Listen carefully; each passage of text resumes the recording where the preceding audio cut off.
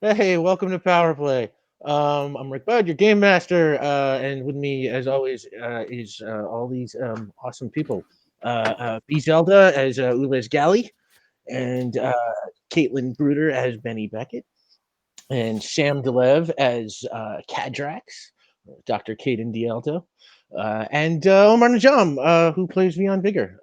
Hey, y'all, how's it going? And behind the camera, metaphorically, so to speak, is Jake Kyle. A big thank you to Jake and to everybody at QueueTimes for everything they do. You have no idea how much Jake does. It's like a ton. Incidentally, your subs and your bits help support QueueTimes. And your donations to the tip jar that you see there on the bottom help support these people on the screen. It's kind of our Feed the Cast fund. And to that end, as always, we have some rewards, and they work the same tonight pretty much as they always do. $50, the team gets a point of community determination. I think the team has no points of community determination right now, if my count is correct. So that is going as at a premium as always.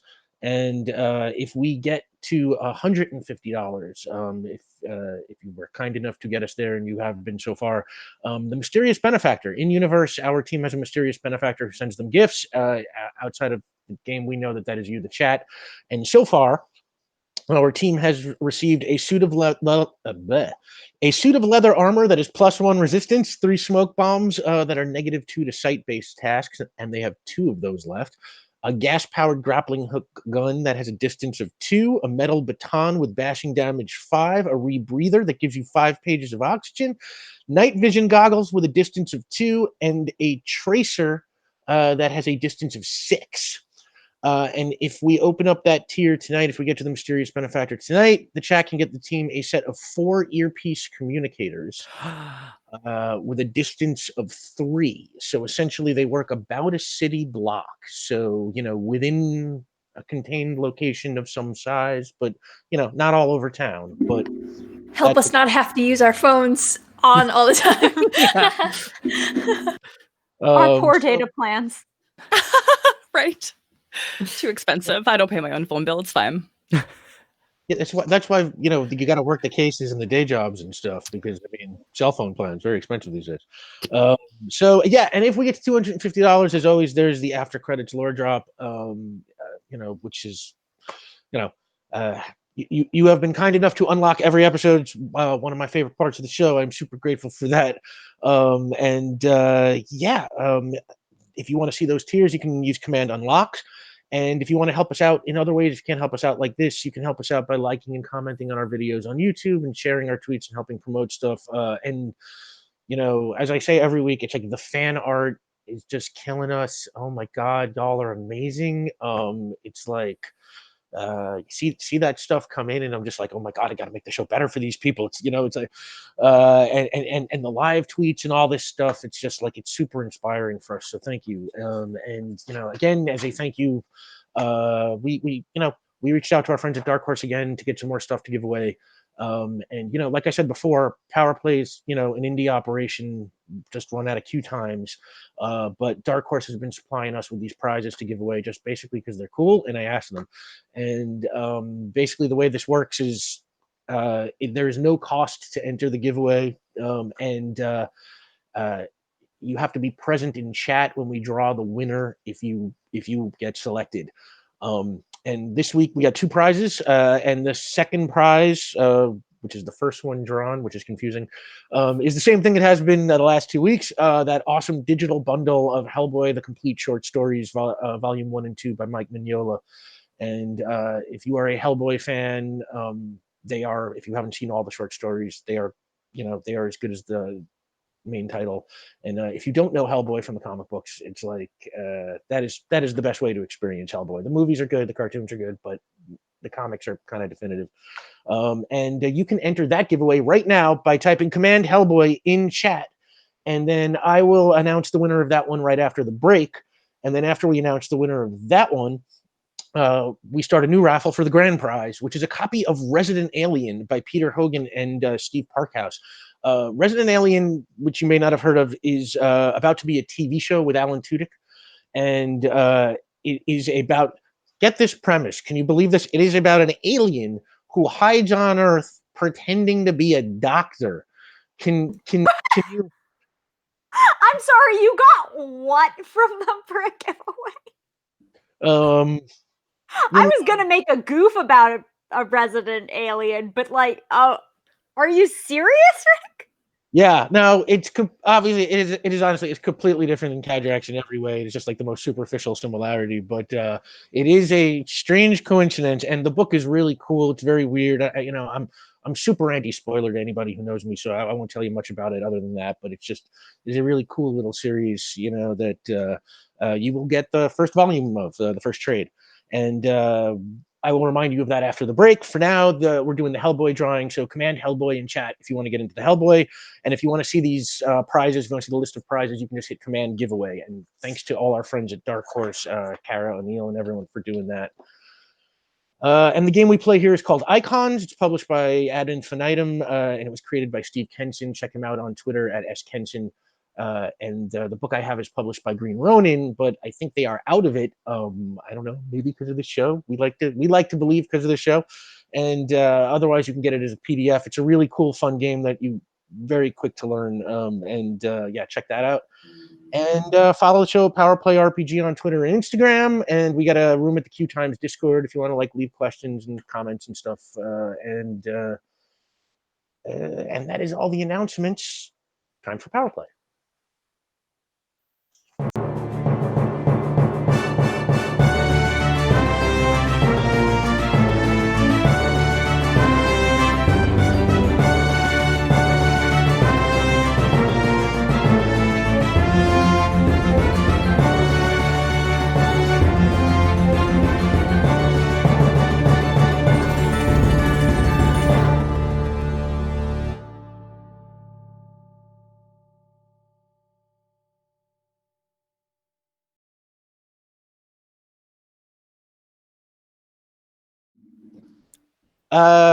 Welcome back.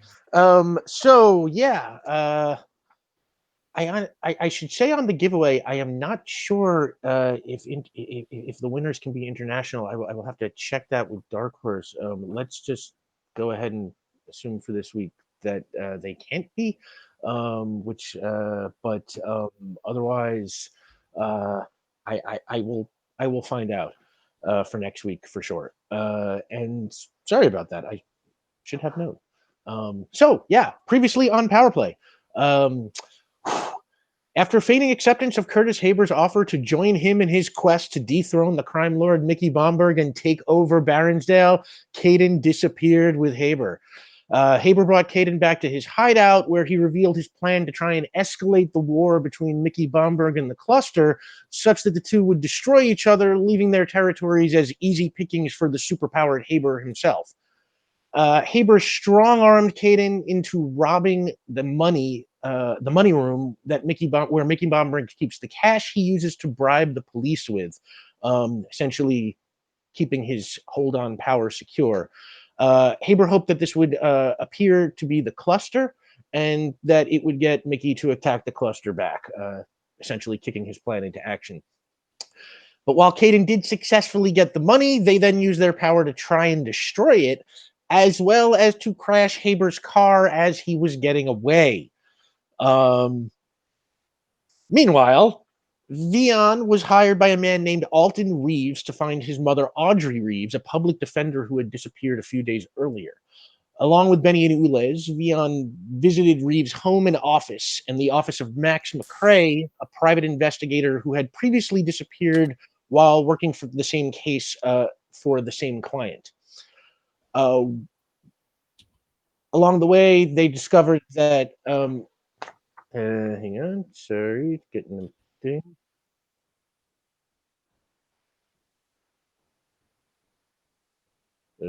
Oops, sorry, no, never mind.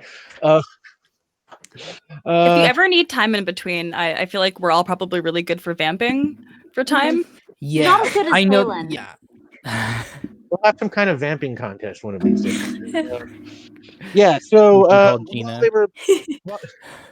while they were at Max McCrae's office, Veon developed a new power, post-cognition, and the team was startled when a strange costume vigilante crashed through the window. and asked which one of them had wanted to talk first. And that is where we pick up. I guess I should mention we have opened up the first tier, so you have that point of community determination. Thank you so much to everybody in the chat, and it looks like you are nearing those communicators. So, man, I don't know, those can make a big difference depending on how soon you get them or not. But yeah, thank you everybody. So, Veon, Ulez, Benny, you are standing in Max McCrae's office. The one, this person has just crashed through the window. It is that they is that how did I describe? Oh right, yeah, okay. They Intimidating, impressive. yeah, like I was trying to remember how I described their uniform. Yeah, no, they wear like body armor and like a red cape and hood, and a kind of red kind of bandana or cloth like over their face, and like kind of goggles that obscure the rest of their face. And they sort of crashed through the window and sort of stood over you and like, all right, who's going to talk first? Benny has fully interposed herself in between this person and her friends. Like, my friends are injured and also just, yeah, they're both very injured right now. So Benny's like fully like ready stance, but like in between, just is gonna be fully a barrier between them. Okay. And this person kind of looks over at you as you jump between them and your friends. I think they weren't.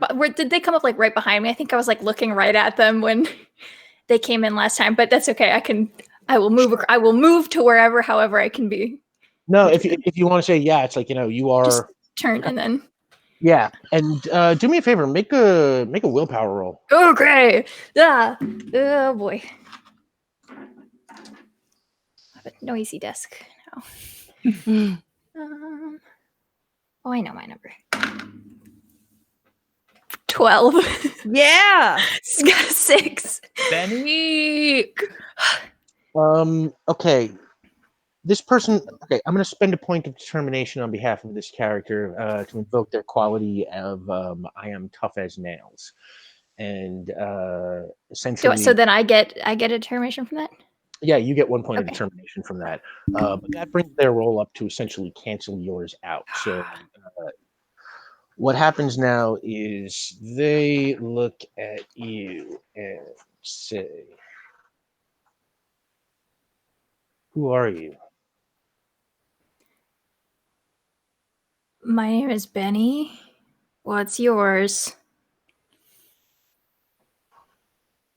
What are you people doing here?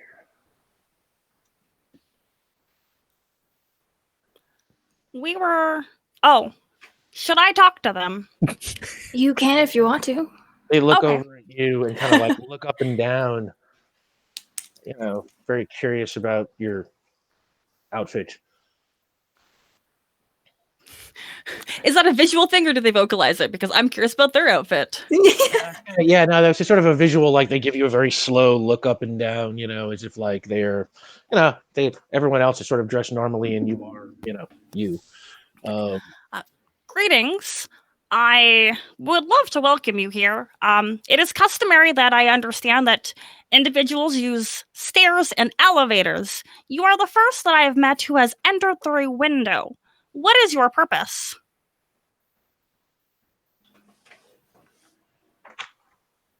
Why are you looking for Audrey Reeves?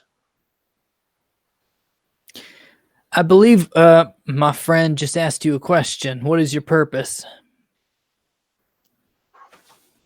Make a willpower roll. Okay. All right, here we go. That is going to be a 7. A 7. Wow. Okay. It's another tie. Okay. So, why are you looking for Audrey Reeves? We were hired to. Why are you looking for Audrey Reeves?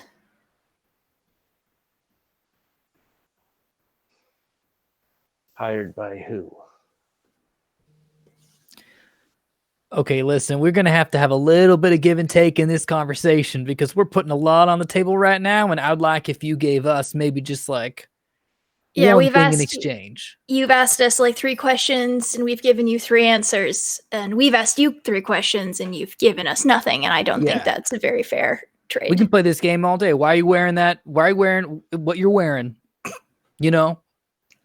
Okay, and when you say that, this person quickly reaches to their belt, pulls something off, throws it at the ground, and there's like an eruption of smoke.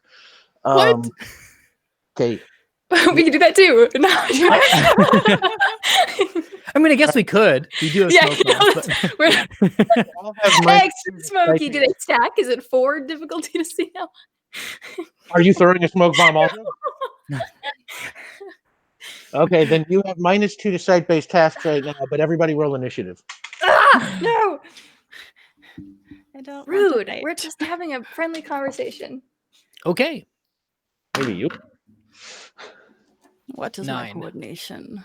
9. 8. 10. Ooh. The best that I could get.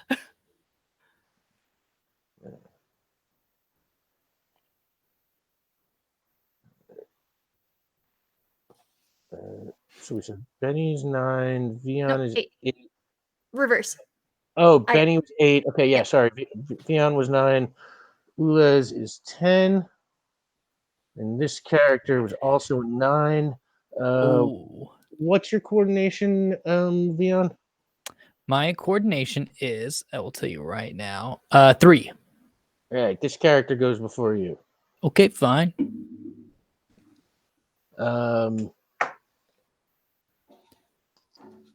Ulez, even in the smoke, you can kind of keep a bead on this character, maybe because of your very sharp awareness. What do you want to do?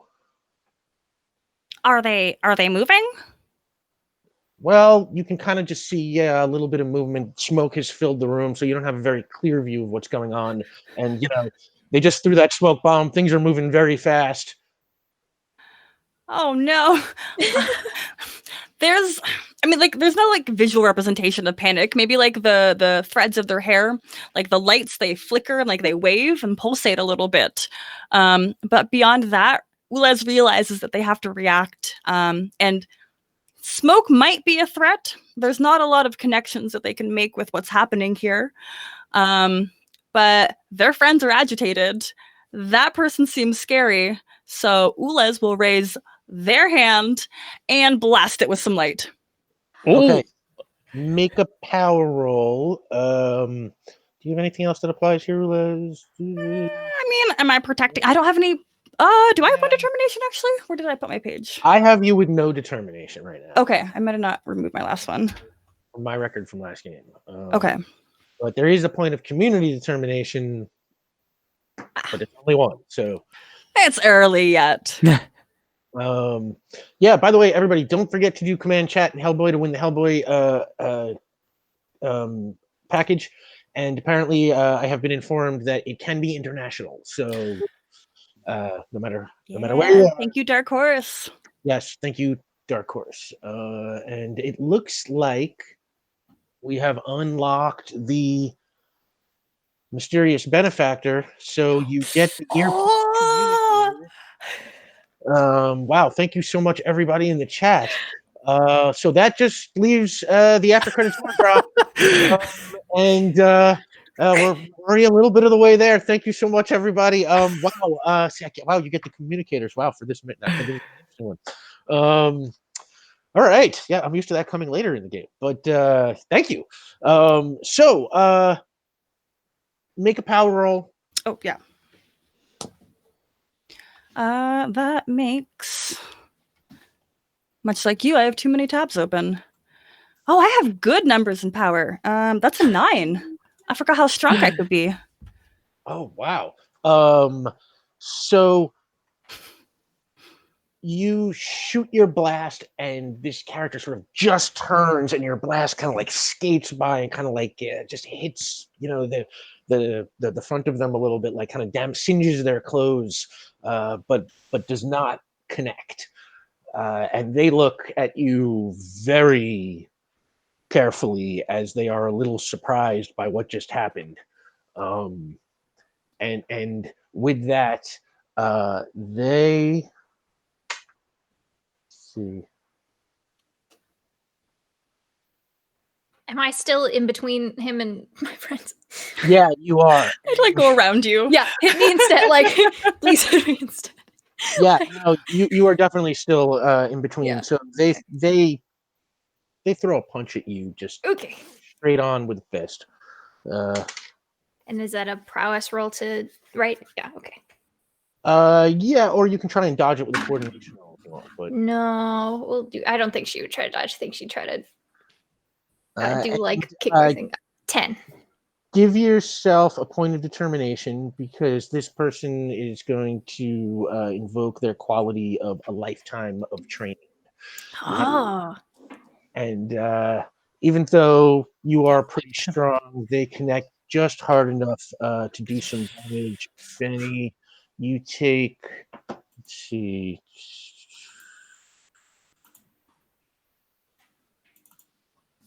you take 3. Whew. Yeah, 3. First damage that Benny's taken. Okay. Is that your first damage? I've never taken damage before. Wow. I know. Benny doesn't get hit usually. Late in the season. That's what happens with slow boil games, I guess. Yep. But yes, you have taken your first damage, and now, Veon, you see this character just punch Benny, and Benny takes like a little bit of a hit, and you can tell it hurts. Okay, and Benny is like still in the same place? Like you haven't like shifted? Yeah, I wish she would have probably stayed. She wasn't dodging to get out of the way. She was trying to like engage with him, so she's still in the same spot. There was no slam or anything like that, so I guess that's probably the better question. Okay, what I would like to do, let me see if I can do this first, and then I'll figure out the rules for it. I would like to ghost and run through Benny. Then I would like to become corporeal again, grab this individual, and ghost both of us through a wall. Oh. Okay, wait a minute. Okay, sure. What wall are you trying to ghost them through? Like, So wall, or like you're trying to knock them out of the building, or no, like we're staying in the building, just into a different room. Into a different room. Okay. Yeah. Okay. Let's call that. That sounds like a pyramid task to me, like what this game called pyramid tasks. And I'm going to set a difficulty level on that. That I'll have, and I'm going to ask you to make a coordination roll and a power roll. Great. Oh no, not a power roll. Sorry. Let's call it a coordination roll and a prowess roll. Okay. Essentially, your coordination will represent you ghosting. The timing of you ghosting in and out through Benny, and the prowess roll will represent you grabbing at the guy. Or we could use the grabbing, the wrestling mechanic. It's probably a better idea. Now that I think about it, hang on. Sorry, bear with us, folks. The wrestling prowess. They're both running off of prowess? Okay, grab a restrainer opponent, roll a test of prowess versus the greater of the opponent's prowess or coordination. Okay. So, yeah, give me those 2 rolls, coordination and prowess. And Okay. Tell me what the result is as a combo. Okay, so coordination, I got a 7. Okay. And then prowess, I got a 10. Prowess, you got a 10. Okay, so... You know what? Actually, I'll just treat them as 2 separate rolls to keep this easy on me. Coordination, you got a 7? Mm-hmm. Okay, so you get a partial hold. No, sorry. Coordination, you get a 7. That was just to ghost through Benny. That's the ghost through Benny. Yeah, okay, so that is successful. And it was 10. You get. Yeah, you get a success. You've got a full hold. Thank you, Dice, for working this week.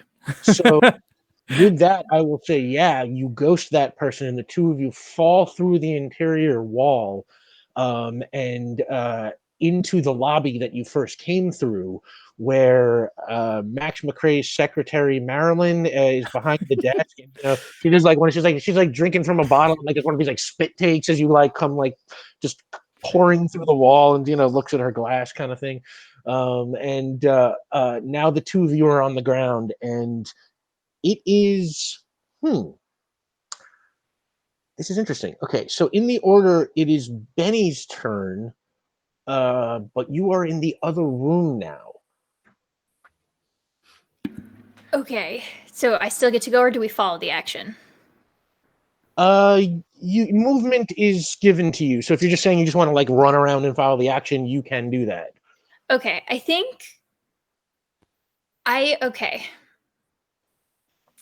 I don't know if this would be a trouble against myself. I bet I could probably make it work as a trouble. I don't need any. I'm at max determination. I just think I should be playing a trouble against myself here because I don't think Benny's been in a room full of smoke in a non her fault fire context ever. So I think that she freaks out a little bit. And I don't think she's going to follow the action right away. I think her first instinct is going to be like, even if logically she knows that this is a smoke bomb, she saw what it was. But I think her first instinct is going to be to make sure Liz is okay and try to get them out of the room. Okay, so and I don't know if it's necessarily a trouble. Like I can't get any more determination, but like I'm gonna like forfeit a turn for fighting because I think her first response is gonna be panic. We need to get out of this room right now. So I think she's just going to try to get Ulez out of the room. Yeah, absolutely. And you grab Ulez, and what do? You run into the lobby or wherever the nearest door is, like get us out of the smoke-filled room. Okay, there is the window with the fire escape where the this character had swung through, smashing the window. Okay, broken glass is probably a no-go then. We'll probably go through the door. Then you sort of you head into the lobby, and you are sort of as you are running by, you are running past Veon and this character who with all this happening kind of very fast are kind of still on the floor, having just tumbled to the ground. Past them. I don't think she needs to like leave the apartment or anything, but like as soon as it's no longer smoky, I think she'll calm down. But like I don't think she acts actually this turn because I don't think she would be.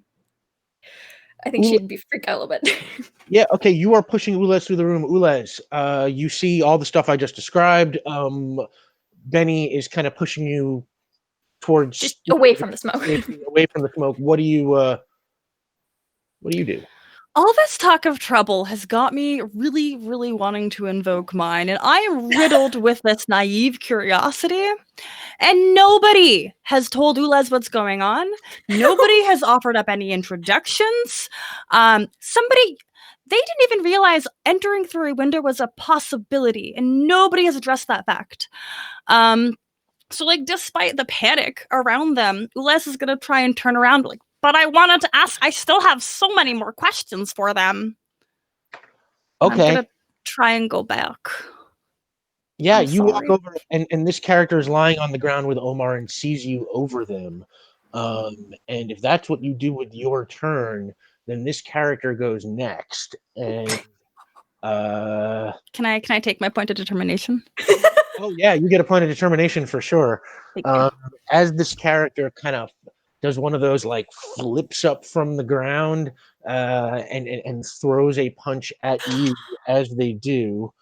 Oh, you are so what? Okay, roll your prowess or your coordination, whichever one you. It's coordination. You know I'm rolling that. Oh well, yeah. I mean, that's not bad. That is an 8. I'm just trying to think. Yeah. Oh wait, no. So I have resistance. Oh yeah. Resistance, yeah, which is good against it. So add that to your roll. Okay, so 9. 9. Okay. Assuming he punches me in my chest, because I only put the armor in so many. It's not in my head space. Please don't punch me in my helmet head. All right. It is a marginal success. I'm not going to spend any determination to drive the point home. And you can take 3 damage. Ooh.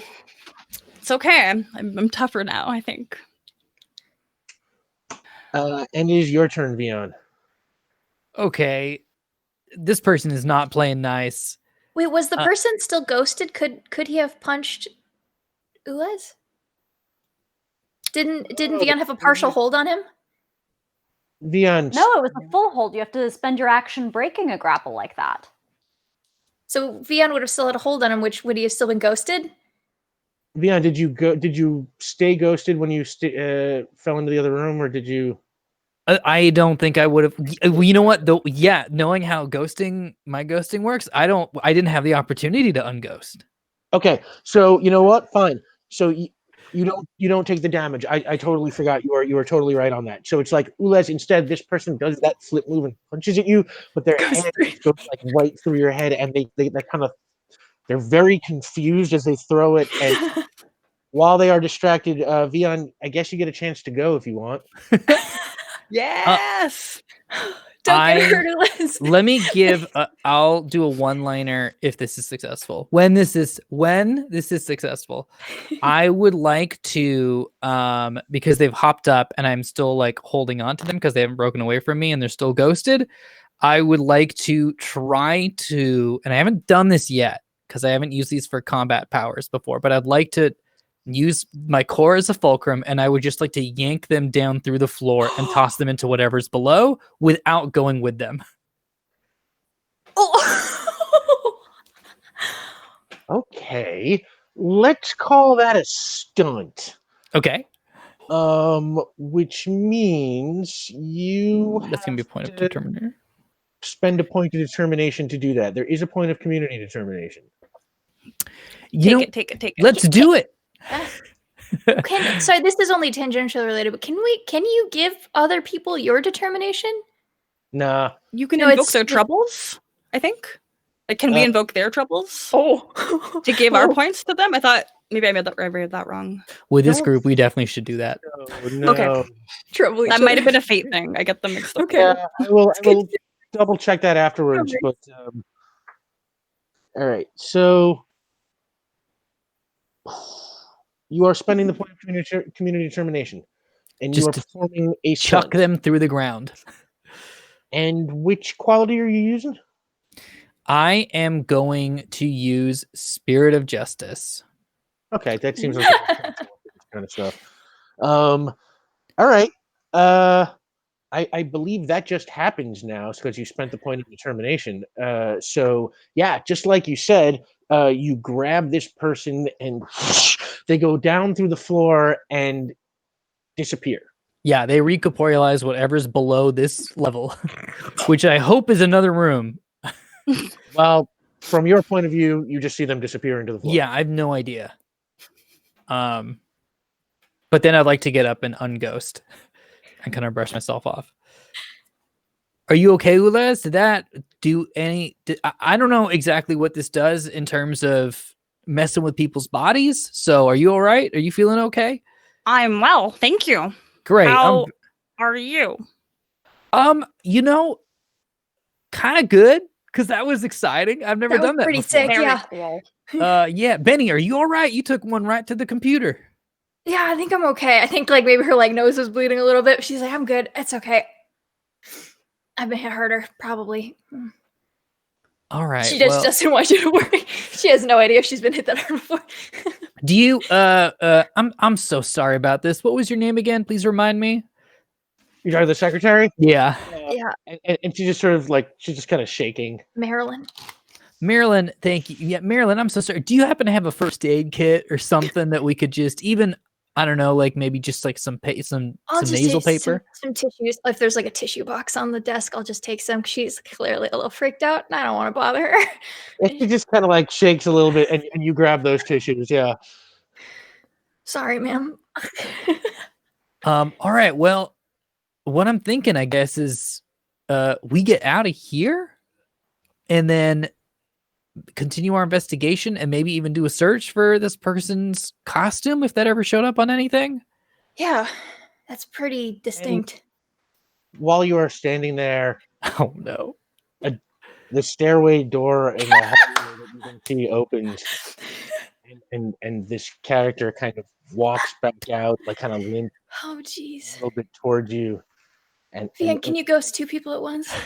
reach up and they pull back their bandana and goggles, revealing the face of Audrey Reeves.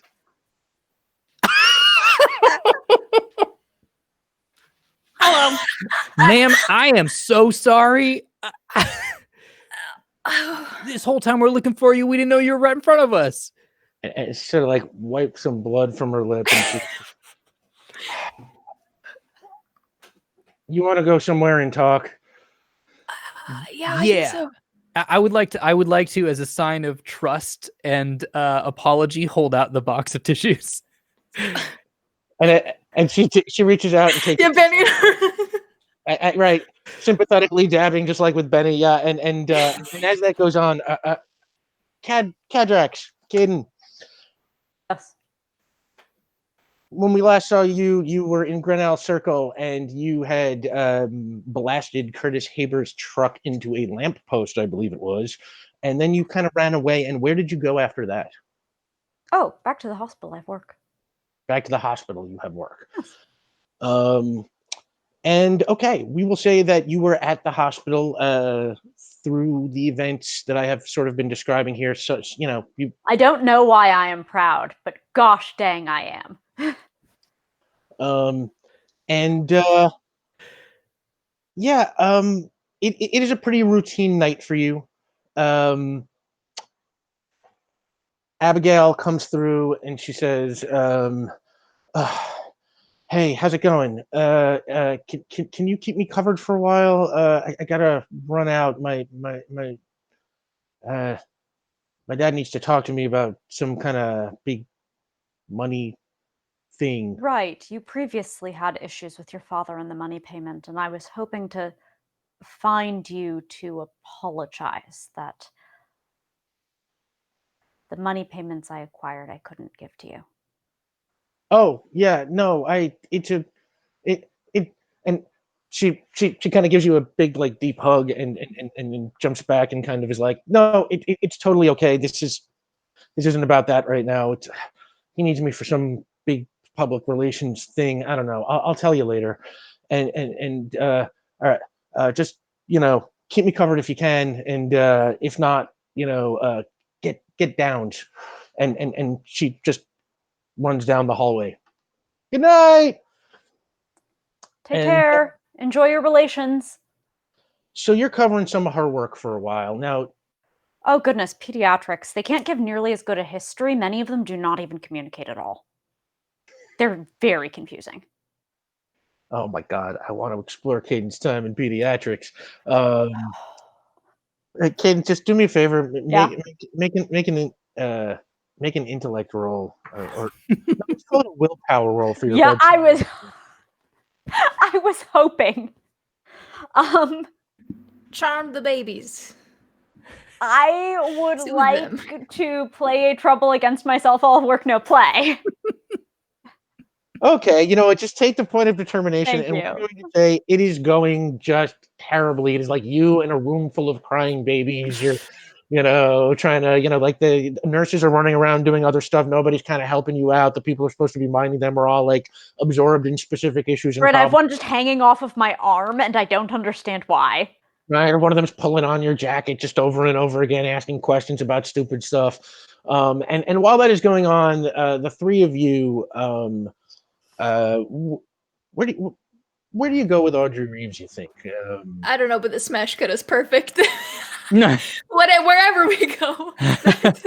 Just a bunch of screaming children and then just a quiet coffee shop. Yeah, right. Definitely somewhere neutral location. Yeah, somewhere public, somewhere outdoors. Mm-hmm. How far are we from our equivalent of Central Park, Rick? You're far. You're like in Brooklyn, we'll go to our version of the promenade. All right. So let me ask you, do you contact Caden at this point, or are you just going off?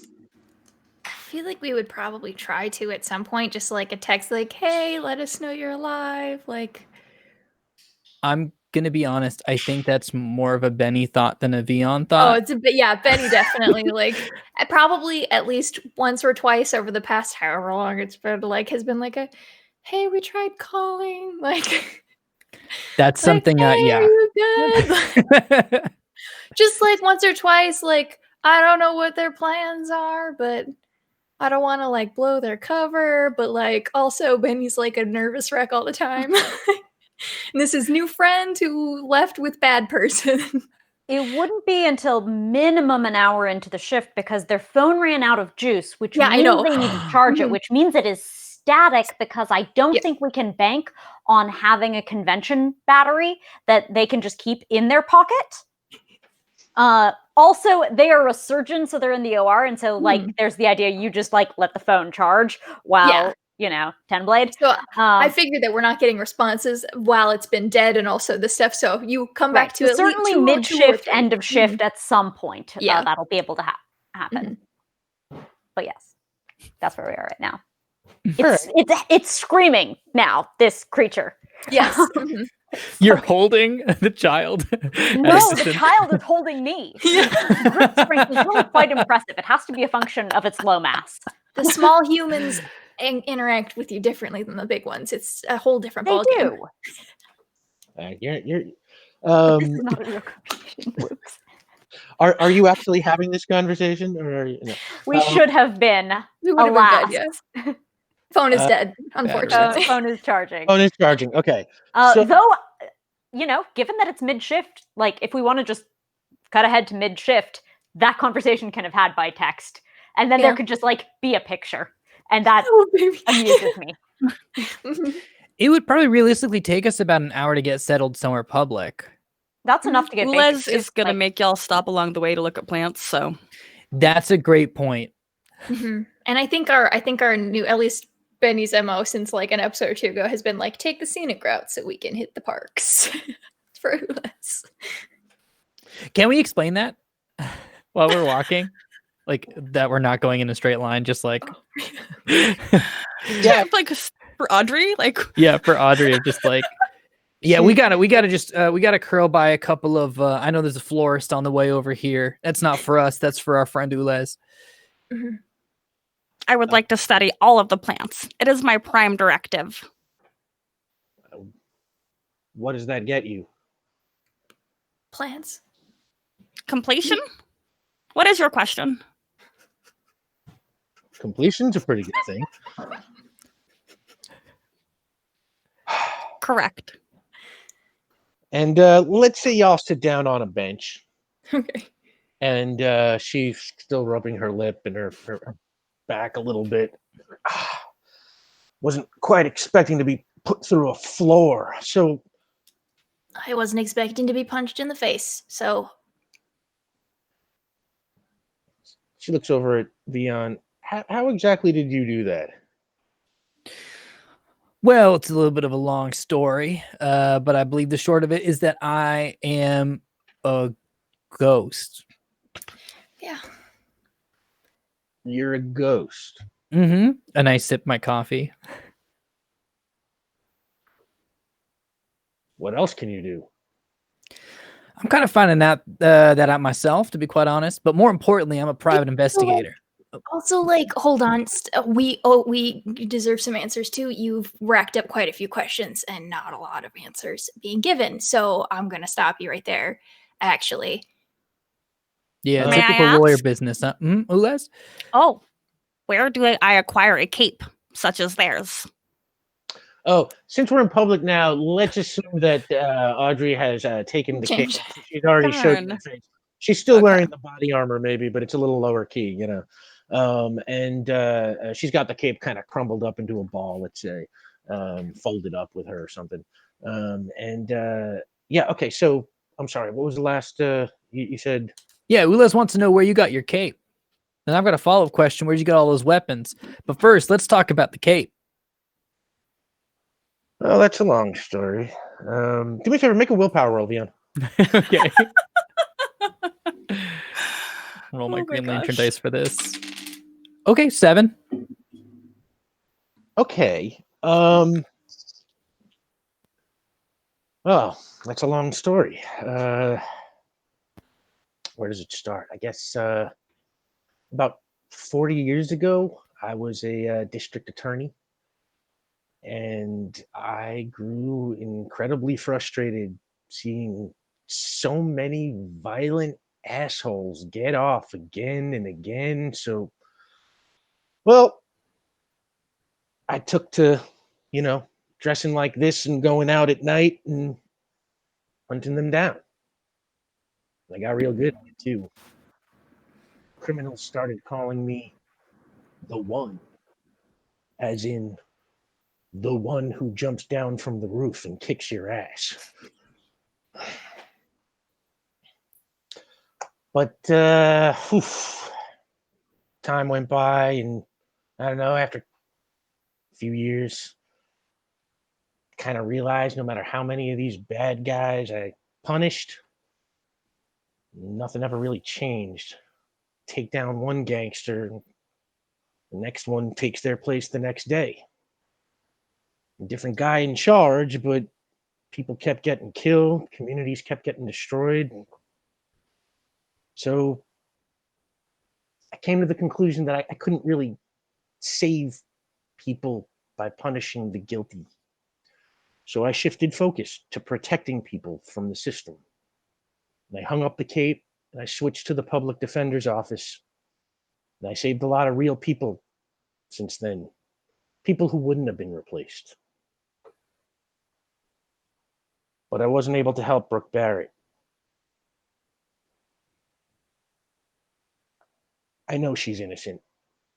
I used some of my old contacts. They told me the real shooter was a woman named Ivy Lyle. Does look a little bit like Brooke, but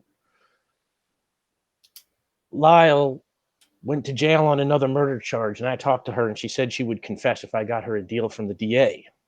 But before the DA could put a deal on the offer, an offer on the table, Ivy was killed by another prisoner. And that was that. No testimony in the record. Nothing to appeal on now. And the execution is set for tomorrow night. So as soon as I found out what the verdict was, I knew what I had to do. I had to break Brooke Barrett out of prison. You want to help? I could sure use a guy who could walk through walls. Okay, but like, I agree with that she should be helped, but like, what happens after? Is she on the run for the rest of her life? Not that that's not a better alternative to like that, but like, what happens after? Well, I've got a way to get her out of town. I had a whole plan. Those weapons you asked about, I was going to use them to create a distraction that I was going to, well, it doesn't matter anymore. Whatever the case is I've got somebody ready to get Brooke out of town if I can get her out of jail. From there, well, we'll worry about what happens next once we know she's not getting the needle. Would you mind giving us maybe like a second? You can stay put. We're just gonna, if we could discuss as a team. Yeah, take your time. I'll just wait here. Just remember, clock is ticking on Brooke. We go to like another bench, like down the sidewalk.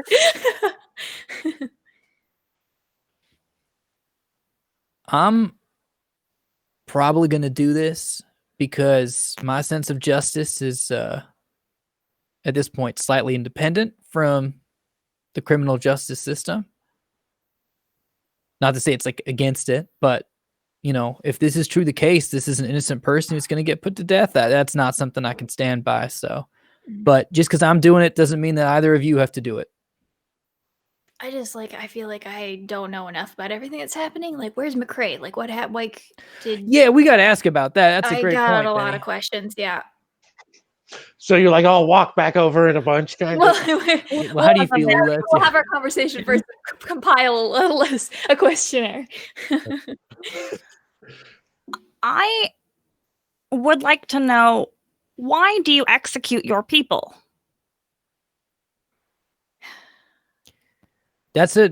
Honestly, Ulez, that's a very good question. And I actually don't have the answer to that, if I'm being quite honest.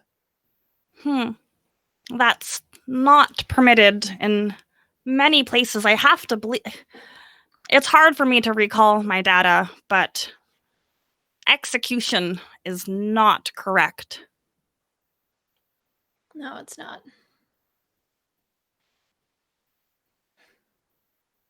Does that mean we're in? I would like also to know where she acquired her cape. Yeah, But yes, that's on We the will list of definitely get that. questions. That's yeah.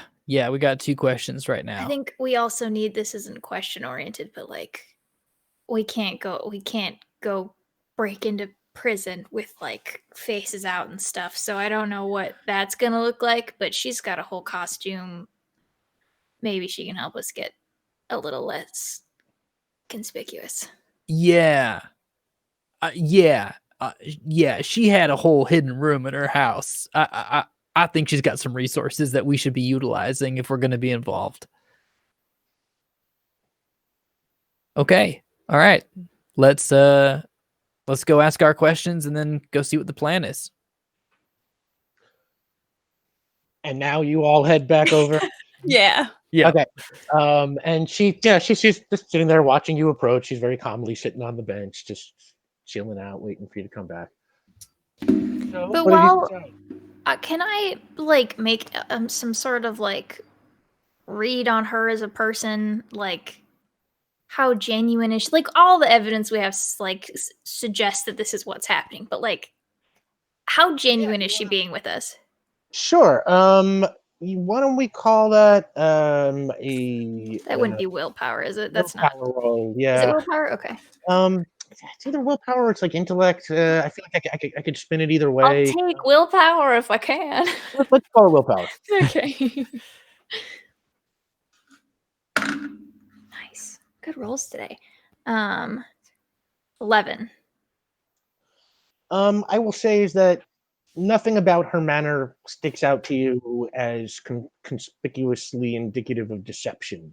I'll also tell you is that I made an awareness roll for all of you that just kind of covers this whole scene, and just none of you have sort of, so far everything seems on the level. She's either on the level or very good liar. Cool. Oh, and also we should definitely check in with the doc about this. But yeah. They're in pediatrics right now. I don't know how well they do with kids, but I think they're a little stressed. So the maybe we doc's can in go rescue them. pediatrics? I don't think normally. Who's the doc? Sorry, that's a separate conversation. We didn't want to walk all the way to the bench again. And that was not to you, Rick. That was Audrey. We're interested in helping you with this situation, but first we would just like to know a couple things, just to tie up some loose ends for us. Another investigator was on your trail, McCrae. Do you know what happened to him? Yeah, I've got him hogtied in the closet at one of my old bases right now. I just had to keep him out of the way long enough for me to get this thing done. I can't have private investigators mucking around while I'm planning a jailbreak. I probably should have just called my son and told him that I was okay, but who thought that he would hire a private investigator to find a private investigator? Well, I buy that story. I mean, it's not the kind of thing you lie about. So, don't worry, he's fine. Okay. Well, I mean, it probably would be better if it wasn't hogtied somewhere, but okay. Can't always get what you want. The second question, I believe, is the question that Ulez posed to you earlier. What was that? Where did you get your cape? Can I acquire one? What are its qualities? Quality, cool. I got this cape in the village in the late 70s. Its qualities are rare and cool looking. Well, frankly, I've never seen another one like it. So I don't know what to tell you. Let's look over to Veon for like translation of most of that sentence. They got it a couple years ago, and they just bought it. So if you're interested in getting a similar one, we can be on the lookout, or we can just get some fabrics and make you one. I think that would be brilliant. Yeah, we could definitely do that. Thank you. Ulas, you're kind of a crafter, right? We could probably just get you the materials and you could make whatever you wanted. I'll buy you a cape. So well, heck, all right. Congratulations, Ulas. Thank is there you. anything else I can tell you? I am Yeah. pleased. Great. In that situation, great. Another thing we want to cover is sort of how we're going to mask our appearance for the plan, which kind of leads us to our big question, which is what exactly is the plan? Well, we'll get to the plan, but yeah, I definitely recommend masks. That's a different gaming system. Sorry. Hashtag Caitlin. Let us know what you think in the chat. Speaking of what you know in the chat, don't forget to command Hellboy to enter our giveaway, and I think we're like $75 away from the lore drop already. So, Whole other Oh book. my gosh. Wow. So she looks at you and says, I have a couple of questions on my own. So you fired a blast at me, points at you, Ulas, Correct. and you walk through walls and do some other stuff. What do you do? I usually get coffee. Well, that's great. I could use some coffee. Oh, you can get your own. Benny, don't. Okay. No. Anything else? That's Make a willpower confidential. roll. I love it. She hates talking about it. The fact that you four know is like more than she's comfortable with. Oh, bad. 8. 8. Like, yeah, okay. And I don't care if she believes me or not. I'm not going to tell her. no, but she doesn't really seem to believe you either. And she sort of, yeah, okay. So is this it? Is this the whole Scooby Gang, or you got anybody else? Tentative. We'll get back to you on that. Right. And she looks at her watch, kind of rubs her lip again. Tell you what. Why don't we all go home and meet in the morning, and I will explain to you the plan and get you outfitted. We can't move to after dark anyway. So Isn't that cutting it a little close? Isn't it tomorrow? yeah, well, that's what we've got left now. We're not going to have enough time left to do it tonight, and it'll be light soon. So let's meet up tomorrow, say 1 p.m. Point to you got an office, Private Eye? Yes, I do. You got a card? Yes, I do. And I pull out a card. It is one of my signed headshots. And she looks at it that, okay. And she gets up and starts walking away. 1 p.m. Great. We'll see you there. I will make her coffee tomorrow, but I gotta say it is extremely rude that she asked you to get some coffee, Benny. Yeah, probably. I'm just kind of used to it. Did she not suspect that those were your abilities? That would be pretty funny if she did.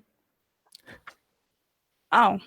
I hope that's what she. Yeah, it would be that funny, would Ulas, because it's like it's not really a super like ability. It's kind of just something you can do. Like you do it twice, you're pretty good at it. Ah, I've made coffee once and a half. And you're very good at it. Thank you. Oh, whoa. I think we opened up the lore drop. Ah! What? Wow. What No, happened? no.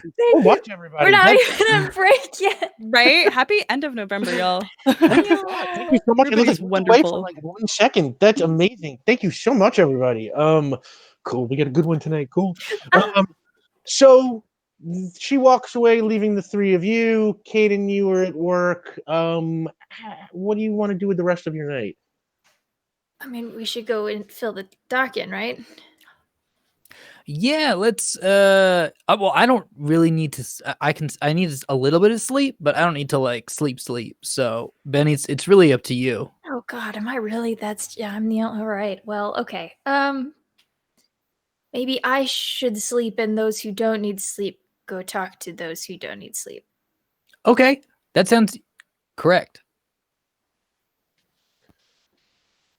I'm All gonna right. go get sleep. What is it like 4 in the morning right now? Yeah, we'll say it's somewhere in the wee hours. Jeez.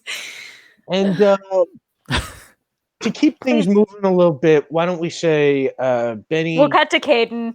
They're looking over something. You just see the clothes on their face.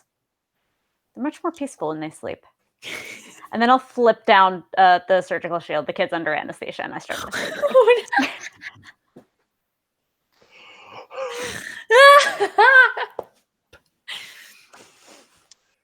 Yeah, no, that's kind of perfect. And then we will assume, Veon, that you come and fill Caden in on all the information, and I'm gonna make y'all act out all that. We exposit. Yeah, Yeah. you Mhm, exposited, Caden. You are now credited with all that.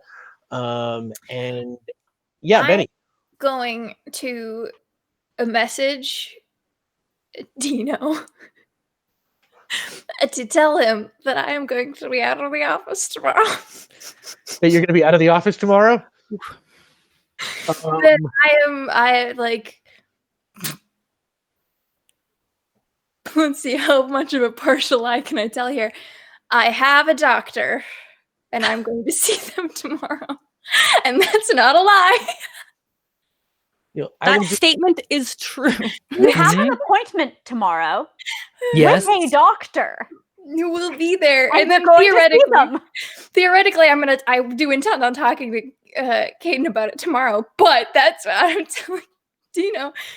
I can't come into work tomorrow because this seems like a very time sensitive thing, and I'm just going to tell him that I'm going to be seeing a doctor tomorrow, which is true. I'm not even going to make you roll for that. I'm just going to say that he's so kind of into this and kind of afraid of, being kicked off the team that he just kind of, and he's sort of like, yeah, whatever. It's like, I'll find someone else to hold cables. Go. Have a great day. Yeah, Benny is a super like non-essential anything. Like there are like 20 of her like doing. But yeah, so that's it. She goes to bed. Anybody else want to do anything before the night ends? Wouldn't mind doing a little research since I have been expositated. What would you like to research? I wonder if I can find out, because I don't think this information will necessarily be publicly available, but through our channels, who's administering, ostensibly, the injection, because she said it was a shot, at least to everybody else. That implies that it's the whole medical thing. Like, what's the name of the person doing it? Right. Like, if they were to be absent tomorrow, and someone else might fill in, who's the person who would need to be absent? Ooh, okay, I'll tell you what.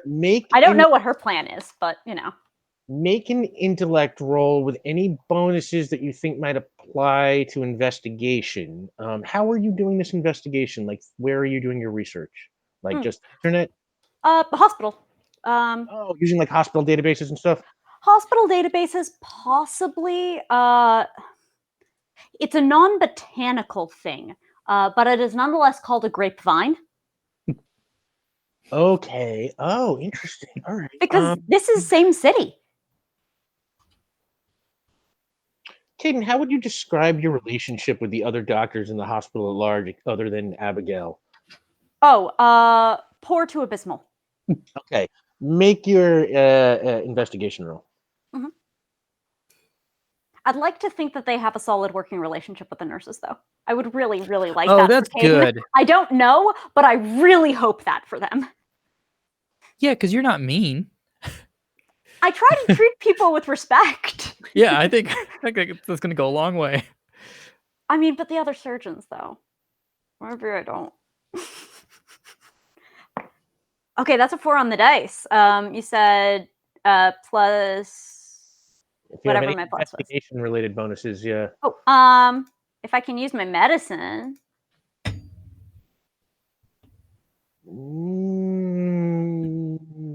don't know. For the rapport with other medicine-minded Just people. because it's not a general investigation, I'm making a specific one based on my background. Okay. I'll let you do that right now. We'll look at we'll look into that later. But for today, we'll say that stands. And what does that bring you to? That's a 10. Brings you to a 10. Okay. What you are able to learn is that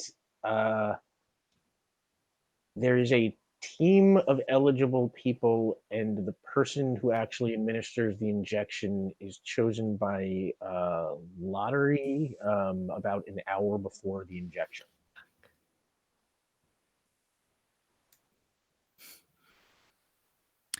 Fascinating. Is it a digitized lottery, i.e. a hackable one? Oh my god, Yaldo. And I don't even know what her plan is. I'm sorry, y'all. This might go nowhere. Neither do we. Yeah, right? Is it a digitized lottery? Yes, let's say it is. Cool. Love it. Sure. That's not my expertise, but I do have an associate who is intimately familiar with technologies. So I think this really is like their way of decompressing from everything that happened in the day. They're pre-planning an infiltration mission in a dangerous zone. That's very and surgery.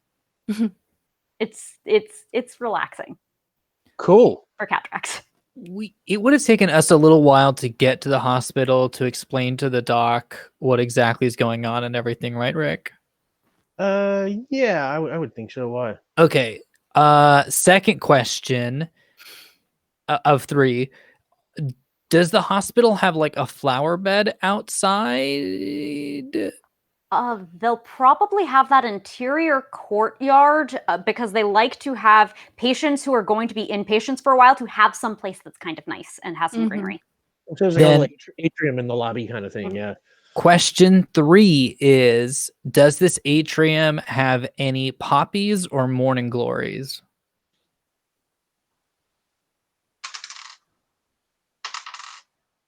No, what it has is actually sort of more like trees. Like kind of trees that kind of like cross each other over like a little path that has like little bushes along it and stuff like that. Rather than flowers, it's more than like Oh, okay.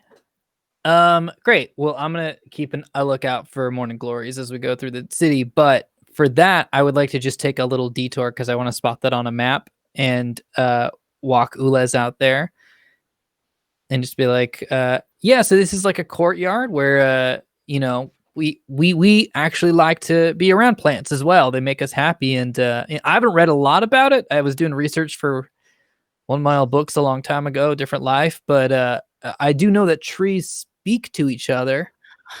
Do they? Yeah. I mean, not something that, I could particularly understand, but I just thought maybe I'd bring you out here in case you picked up on anything with your research. So This is beautiful. The other places you have brought me to have been rather gray. This is quite nice. I'm glad to hear that. Yeah, I'm sorry I don't have some actual species of trees prepared for this, but just assume that it's kind of a lovely little Oak trees, the odd pine tree, the really hardy ones. You have a lot of those in my area. well, I like smaller ones, or like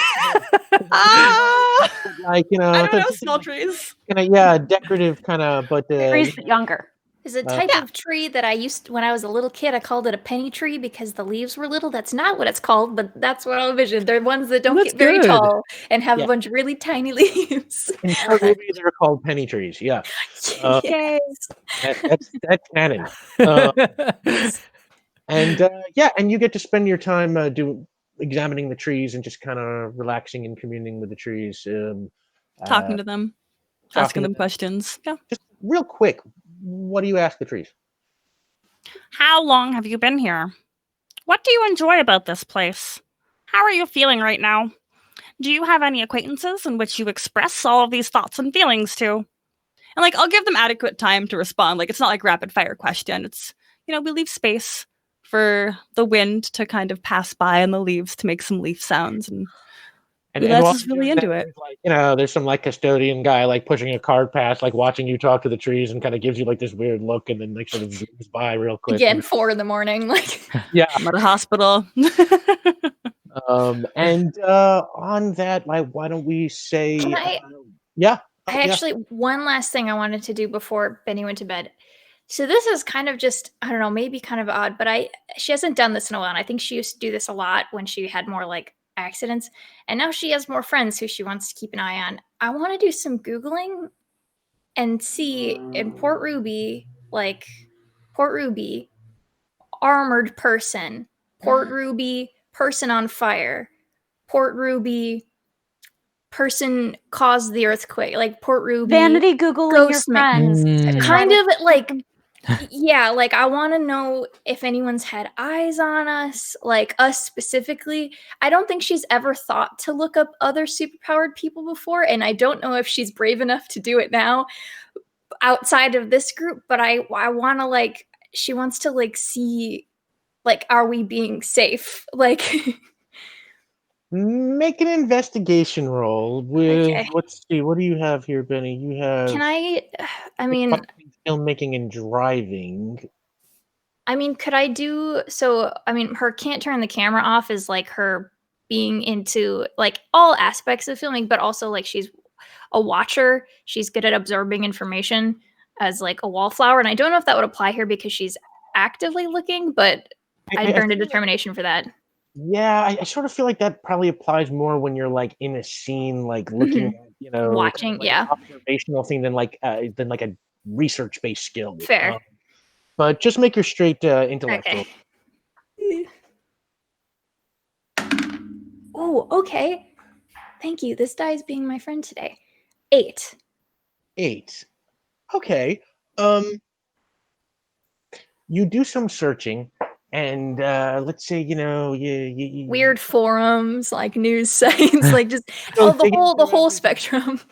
Yeah, you go digging through everything, and eventually you work your way to like this strange, like kind of like a subreddit or kind of like a bulletin board that's all hidden away, and it's called the Whisper Network.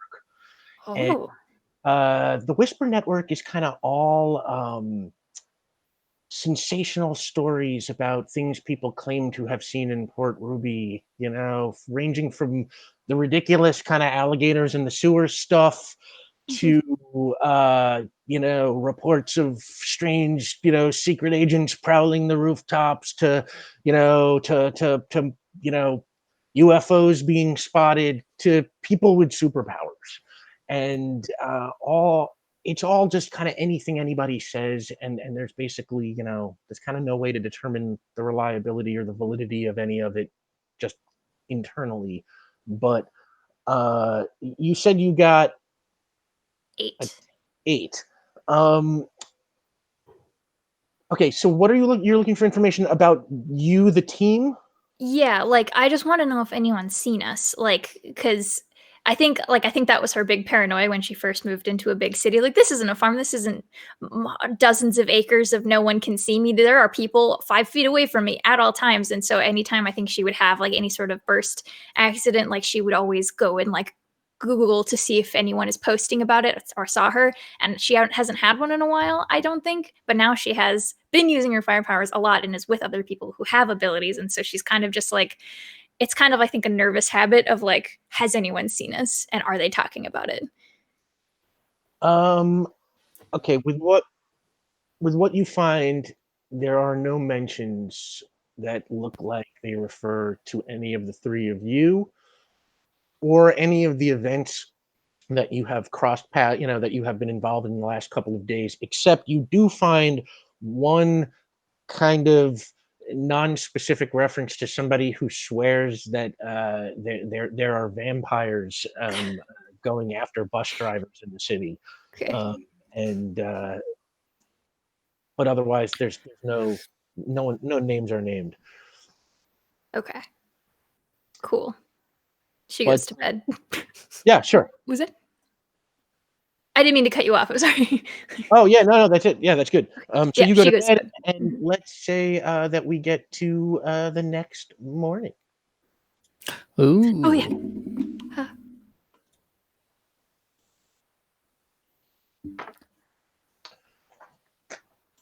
And the next morning, let's start with Veon and Ulez making coffee, doing your thing, kind of. I'm gonna say Sandy Carpa hobbles up from downstairs, still kind of shaken and a little bruised from his encounter with the cluster, and he kind of comes in and he's like, "Hey, morning!" And he goes over and starts making some coffee, and he picks up the remote and he clicks it on. And PR News comes on, PR3 News, with Stella Combs, who I believe we said was Laura Dern, I think was who we picked for that. Yeah. And a stunning series of events unfolded yesterday in the Grinnell Circle area of Baronsdale. Police arrested a man identified as Curtis Haber after he crashed his vehicle into a lamppost, rendering himself unconscious. Haber's car was found to contain several $1 million in cash, much of it defaced. However, in this stunning development, Haber, who is known to have connections to organized crime, is said to have escaped custody almost immediately, although how is still unclear. An APB has been issued, and police say they consider Haber extremely dangerous. In other news, Mayor Jan Lindell has announced a new partnership with the city and Prefecto. The tech giant has agreed to overhaul the city's entire computer network with a cutting-edge system known as Orson. The mayor also announced a series of offshore drilling initiatives by the oil company Coralon, which are expected to bring hundreds of jobs into the city. Finally, earlier this morning, industrialist Jonathan Fripp presented the Church of St. Anne with a generous donation of $1 million. The Revolutionary War Era Church, which is a major landmark and tourist attraction in the downtown Avalon area, was damaged in last Sunday's earthquake. I'm Stella Combs for PR3. And it heads to commercial. And Sandy sips at his coffee, clicks off the TV, and let's say that Benny and Caden arrive. You ever play Grand Theft Auto and then the news stories are about you? I don't know why that comes to mind right now.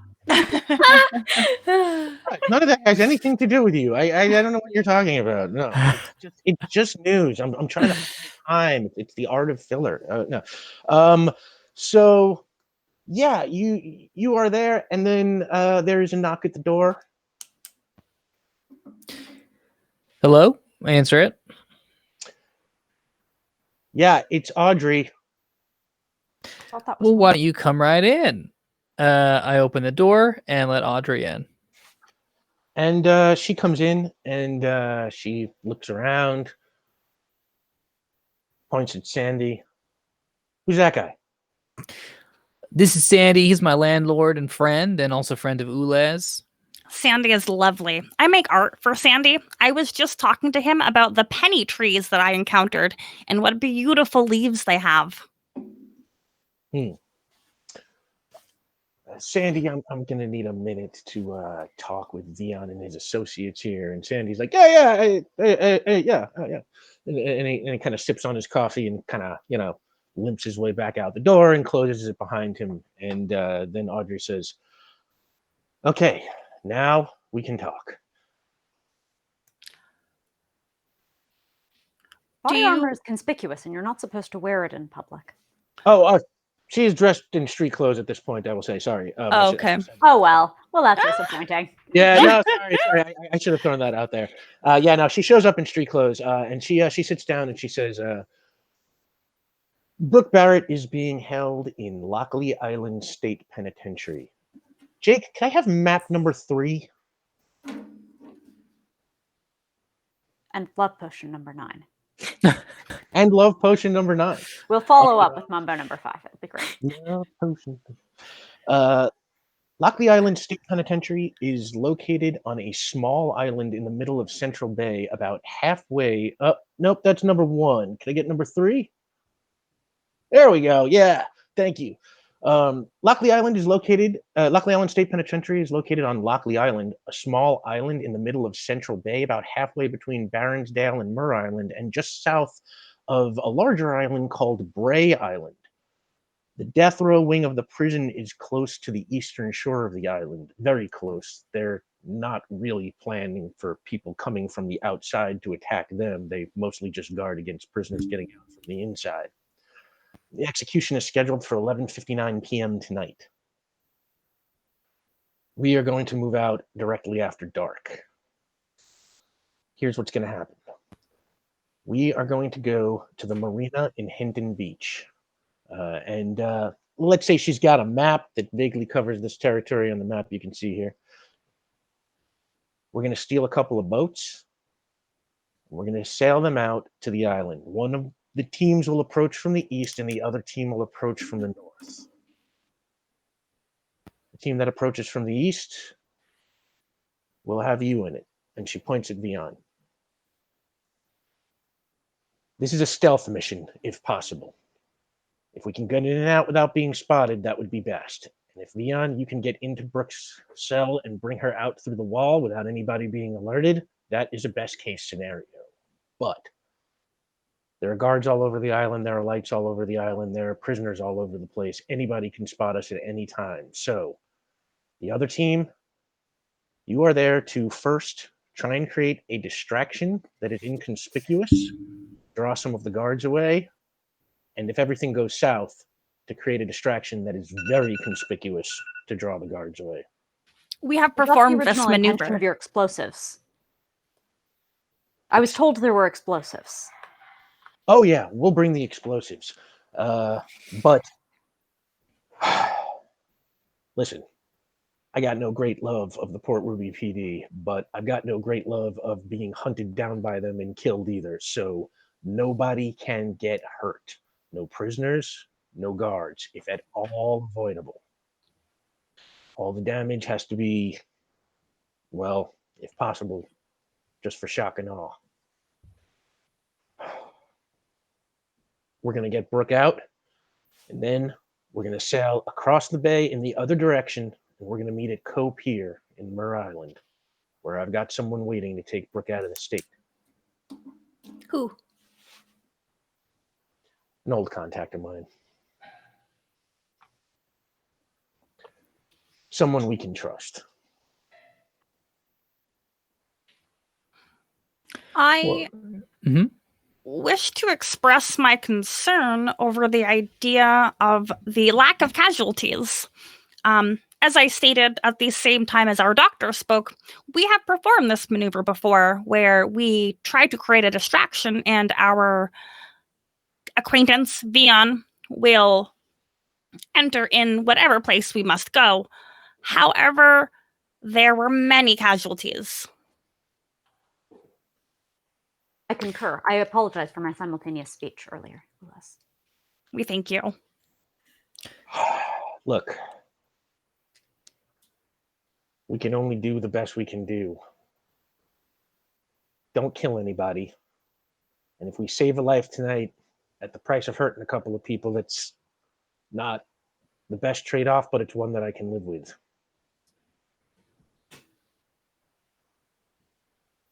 How do you feel Okay. about the structural stability of the prison facility itself? I want to establish parameters. And Let's the close with that carceral question. system of this country seems poor. Does it need to exist?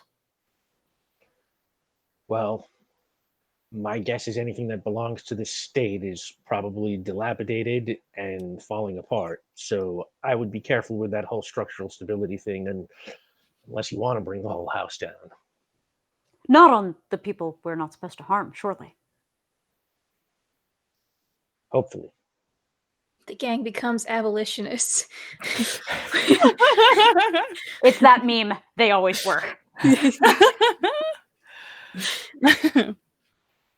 So it's high risk, but high reward. There's only one Brooke Barrett, and we only get one chance to save her. You in? Yeah, I'm in.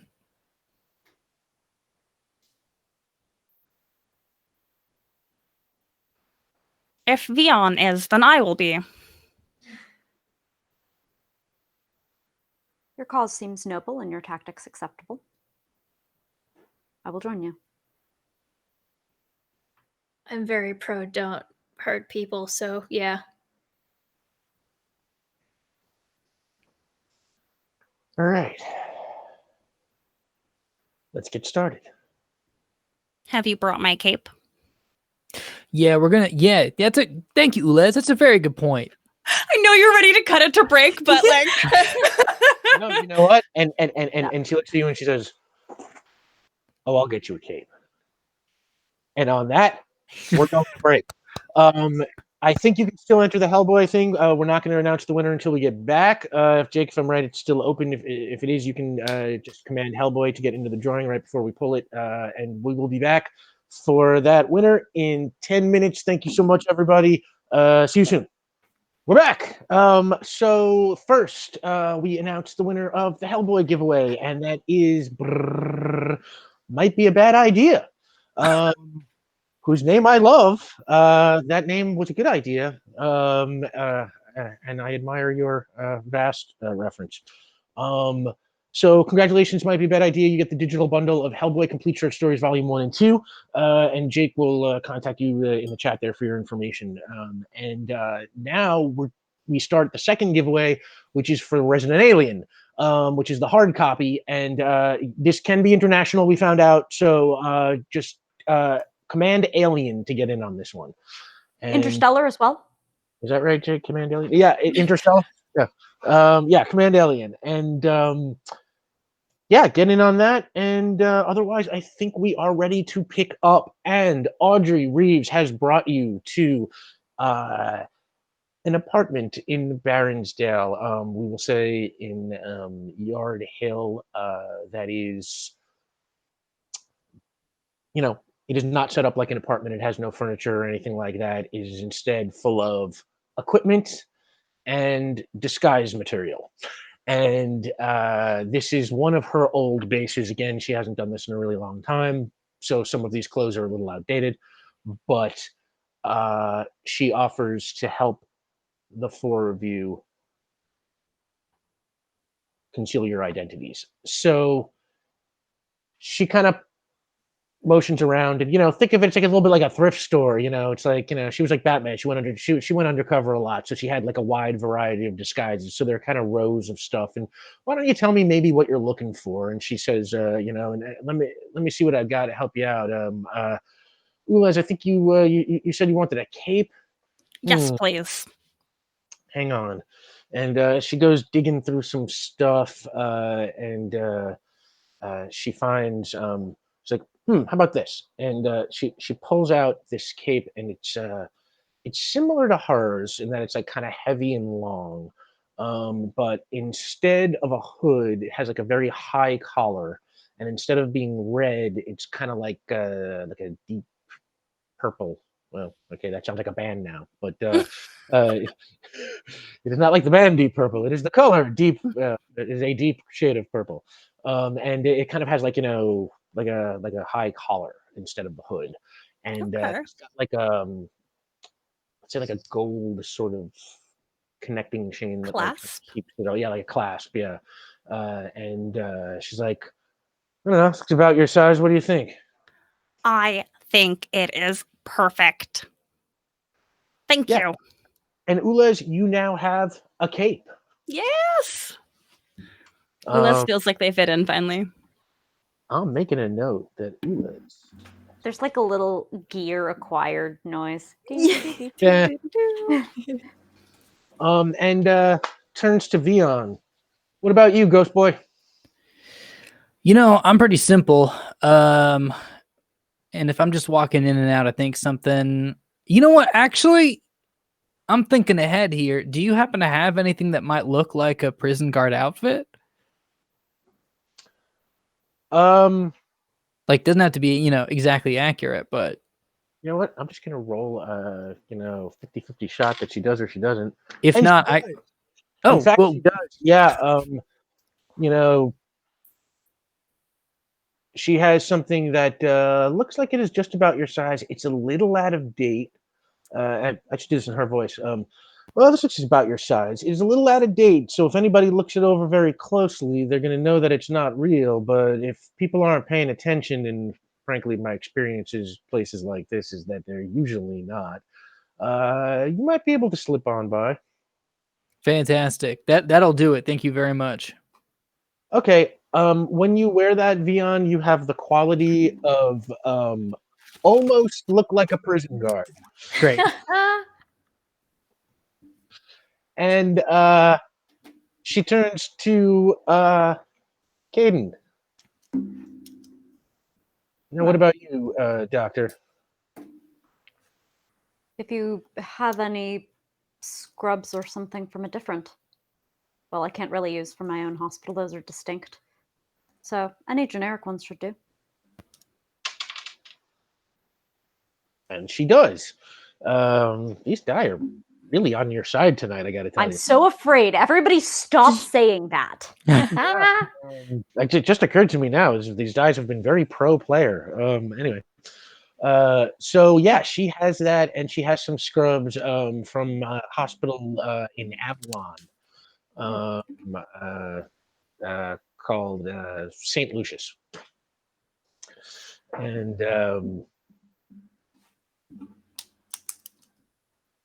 and then she turns to Benny. Now, of course, you. What do you have that's made of like nylon or Nomex or monocrylic or maybe PVI? Those are all fireproof. Fireproof. Yeah.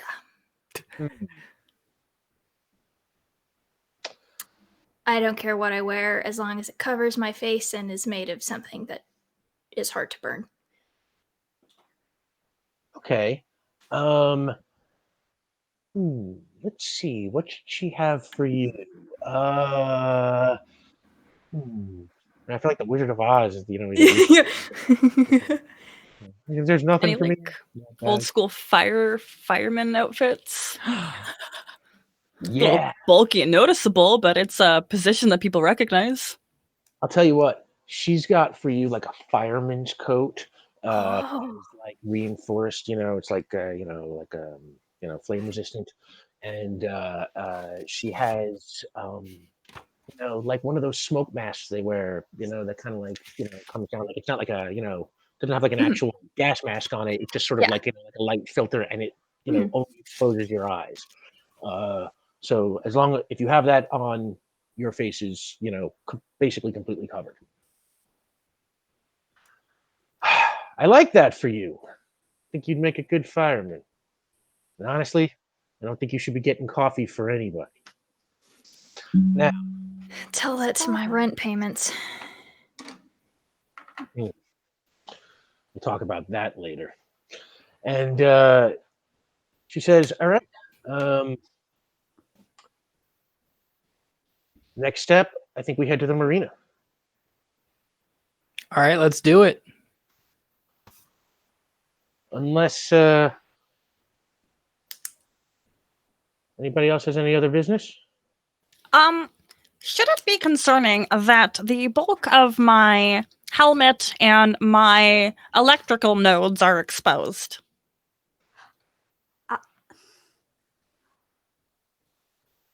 I had noticed that after our previous altercation, would you accept some assistance?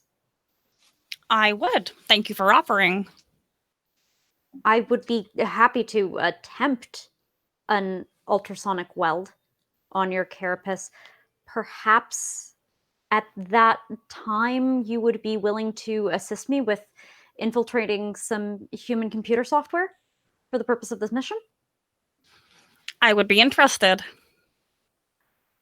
Perhaps we can collaborate very briefly before we depart. I wouldn't want to do this kind of delicate weld while in transit. Understood. Do we have time, Aubrey? May we take this respite? Make it quick. We thank you. So what do you want to do first?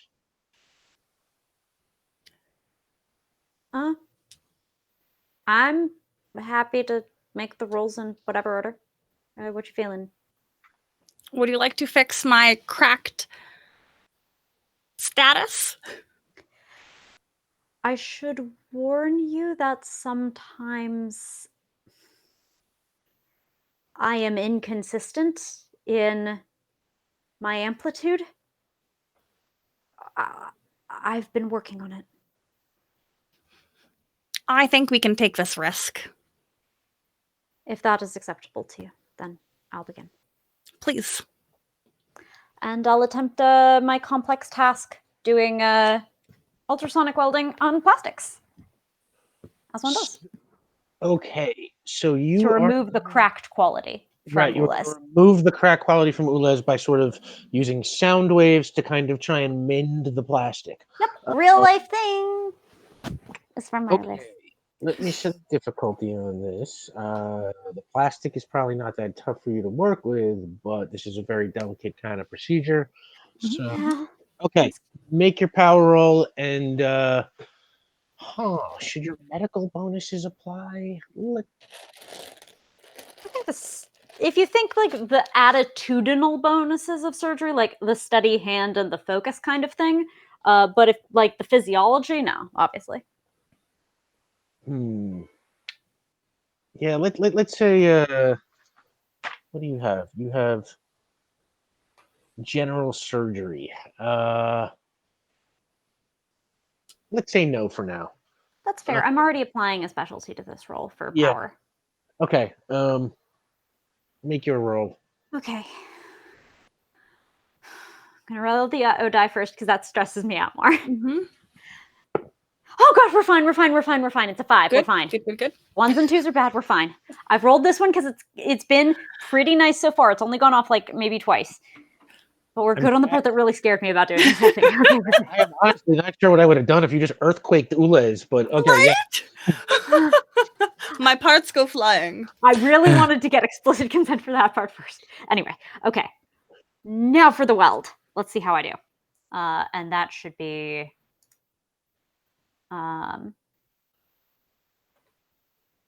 That's just a power roll for you, right? Yeah, I'm checking. I forgot what my power number is right now. Okay, 6 + 1 is 7. Oh, your power level? Yeah. Okay, so that's base 7. I'm absolutely going to spend determination because this is for a friend. All work, no play. Okay, so what do you have right now? I have 1 determination from playing a trouble against myself with the pediatrics. Ulez is a much more readily comprehensible patient and does not hang off of my arm. So Quite stationary. What does that bring your total to? That'll be +9 before dice. Oh, and that's a max on the dice. Wow. Okay. Well then. Yeah, wow. I mean, you can just tell us, what does this look like when it happens?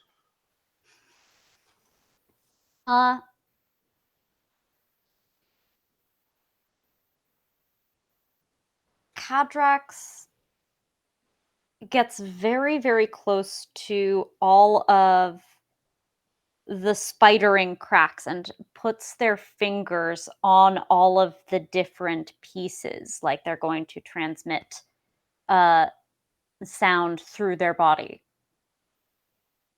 But then when they actually start the weld, they get very, very, very close and put their cheek up against you. And what your auditory sensors would pick up is very similar to the bodega cat's purr. And anyone who's watching can see the photoacoustic effect. Little bits of light along the weld from the amount of energy that's happening. And it seems mostly white, but just a little bits here and there of color. And Ulez, as that happens, your internal systems, it's like they don't exactly talk to you in a voice like Iron Man suit, but essentially tell you, that Provides data. yes, that voice, that's the sum total of those voices essentially tell you that your outer shell has restored itself to its original integrity level. However, there is a mark left behind there. It is smooth, but it is visible that there is a line where you were cracked. And with that, Audrey reaches over to a shelf and picks up a fedora and puts it on the top of your head and pulls it down and says, "Don't lose that. Now let's go." Oh wait, no, there was one other thing you wanted to do, right? Audrey, if I could, I need 2 more minutes, please. Yep. I will wear the fedora. Sorry, my bad. Yeah. So now you want to do the hacking thing, right? Yes. What terminal do you think this would be something that'd be possible from? Like, we are in a warehouse? You were in a vacant apartment, but Vacant Audrey, apartment. yeah, that she uses for storage. But we'll say that Audrey, who had come to you originally in street clothes, had a laptop with her, and she's an attorney, so it's it's a good MacBook or something like that. So that's what you have to work with, and we'll say you have internet access. There's a Starbucks downstairs. You can ride their Wi-Fi. Someone's got a hotspot. We've got all these cell phones. Our dated bills are already through the wall. It's fine. All right, so I will use that one determination to utilize my specialty of tech, robots, electronics, and mechanics. Oh, you don't have to spend determination to use your specialties. Those just kick in. You only have to spend determination if you're going to use a quality. Gotcha. My bad. Qualities that you have that might work here is like, I don't know if any of your qualities work here. I'm going to relook at my qualities after, in a little bit. You can always add new qualities. I think Veon gave himself a new quality in one of our previous changes around, but I think Ola's is high quality. Yeah, but yeah, I agree. You're so sweet. Yeah, no, your tech bonus just immediately applies. Okay. So add that to your intellect. Set a difficulty for this. Okay, so let me know what you get on that. 4 plus 4 plus 2 is 10. 10. Whoa. Okay, that's a moderate success. The effort succeeds, and Very intense. Watch as like Ulez's fingers fly over the keyboards, and screens pop up. Like in a movie. You see the reflection on my mask. Yeah. Or you can use a laptop to get into some highly guarded system, and it just works. And yeah, no, it's super impressive, and you're all watching, and even Audrey is sort of just wow. And by the time it's all over, Ulez has put a name in for you, or put your name in, but with false credentials from another hospital. Or wait, how did you want to do this? Well, it should be under a pseudonym, because doctors don't do these because it would be a violation of the Hippocratic freaking oath. So it is never a doctor. So I couldn't be under Caden Dialto because that's a doctor. I'm a credential from another hospital, probably, I guess, a CNA or a PA. I don't know who actually does we'll that. say it was one of those that you just said, and I will not repeat it ever. But yeah, and you are put in under the name Quinn Downs. I can do that. Thank you for that Oh, information. you know what? I used the name downs already. I Let's was say. just thinking, I was wondering, I was like, is this Yep. a thing? Sorry. I got like a name with NPC stuff. Let's say you're put under the name Quinn Harrington. Ooh, that's a good name. It is a good name. Sounds fake. But you are set up now, Quinn. Your systems are wildly primitive, but the task is complete. Yours, however, are beautiful and sophisticated. Thank you again for the opportunity. Thank you for the repairs. Shall we attempt to repair this miscarriage of justice? We shall. Yeah, and we will say, Caden, I guess you are now kind of going in the front door. And what that involves is, you have to take like a water taxi from, let's say, Fort Tremble in Baronsdale, where Veon's apartment is basically, and it's going to take you, it's kind of a slow, the Staten Island ferry kind of ride or something like that. So that will take you basically to the front gate of the prison, on the island. And let's just say you head that way yourself, right? Or is anybody going? I mean, can we maybe like try to keep it to the split?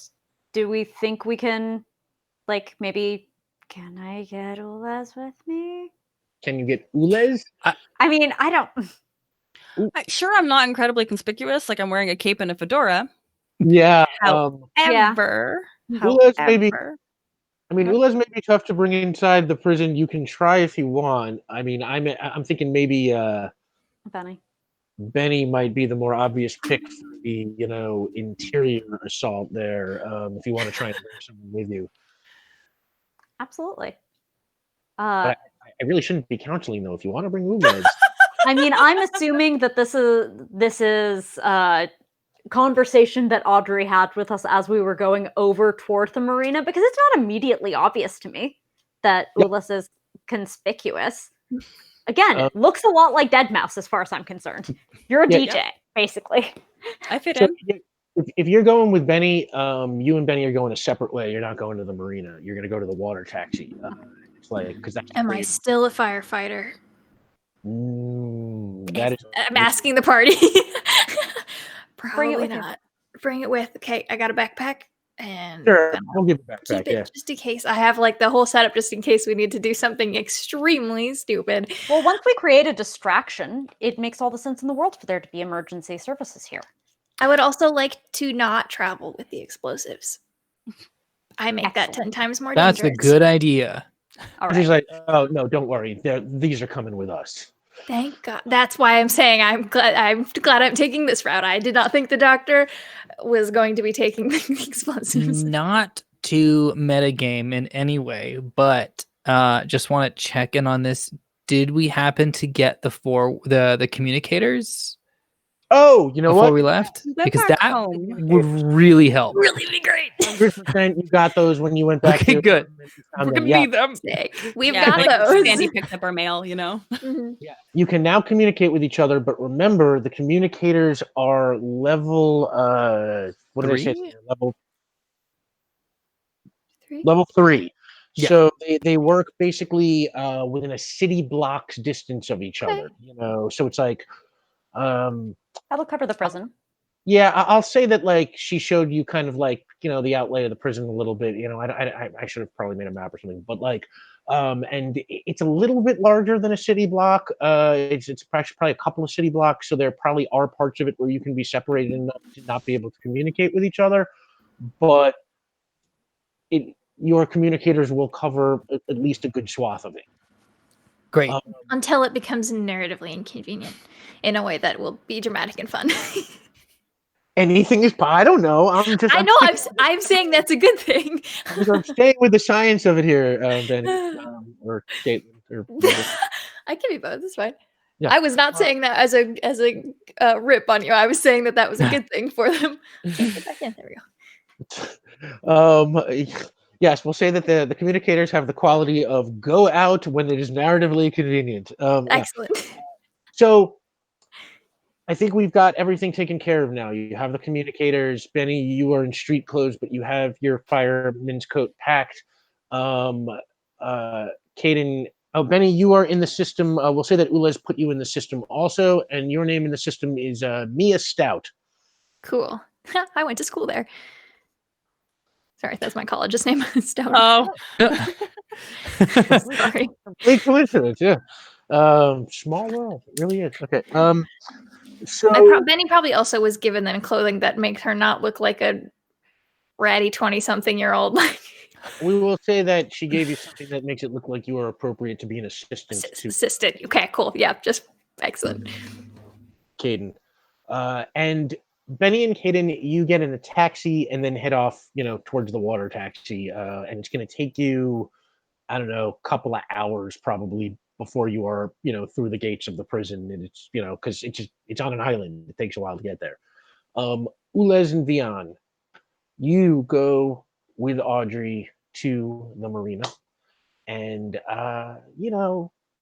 you kind of sneak around a little bit. And we will say it is starting to get dark as you reach the area with the boats. And Audrey looks around. All right, I think we should be okay. Just need one of these Zodiac craft here. And she goes down and, Zodiac craft, like those little kind of motorboats that are kind of, if you Google a picture. Look inflatable. They almost Yeah. look like an inflatable boat, but they're a little more sturdy. okay. Right. Yeah, kind of looks like a big inflatable raft or something with an engine on the back. She's like, this is good. These are not loud enough to be heard and should be very hard to spot from shore. And I will say it's kind of abandoned, so it's pretty easy for the three of you to get into it. And she monkeys around with the engine, and she, I used to be great at this, and it kind of sputters a little bit. It's like, Do you require any assistance? I might have lost my touch. You want to give it a shot? I find this stuff fascinating. It is not my prime directive, but I do enjoy learning about the mechanical aspects of this area. Okay, give it a shot. See if you can hotwire the Zodiac craft. Am I using my coordination or my intellect? Intellect and your mechanics bonus applies.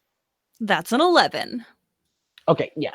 So the Zodiac just comes to life, and she, looks at you and she's like, "Nice job there, Ulez."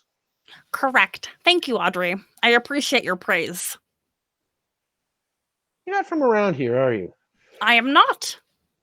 And with that, she steps on the gas, and the Zodiac spins off, and you two kind of pull off, and you sail into the water, into Central Bay, and it is a cool evening. There's a mist on the water. It has gotten dark. The moon has come out, and as you sail along, Audrey sort of turns to you, Veon, and says, "So, what is the deal with you for?"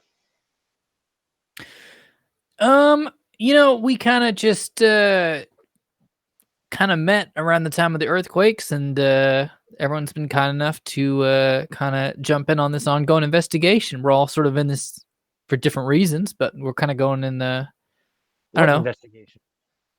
What's going on with the earthquakes? You're investigating the earthquakes? We are. Geologists?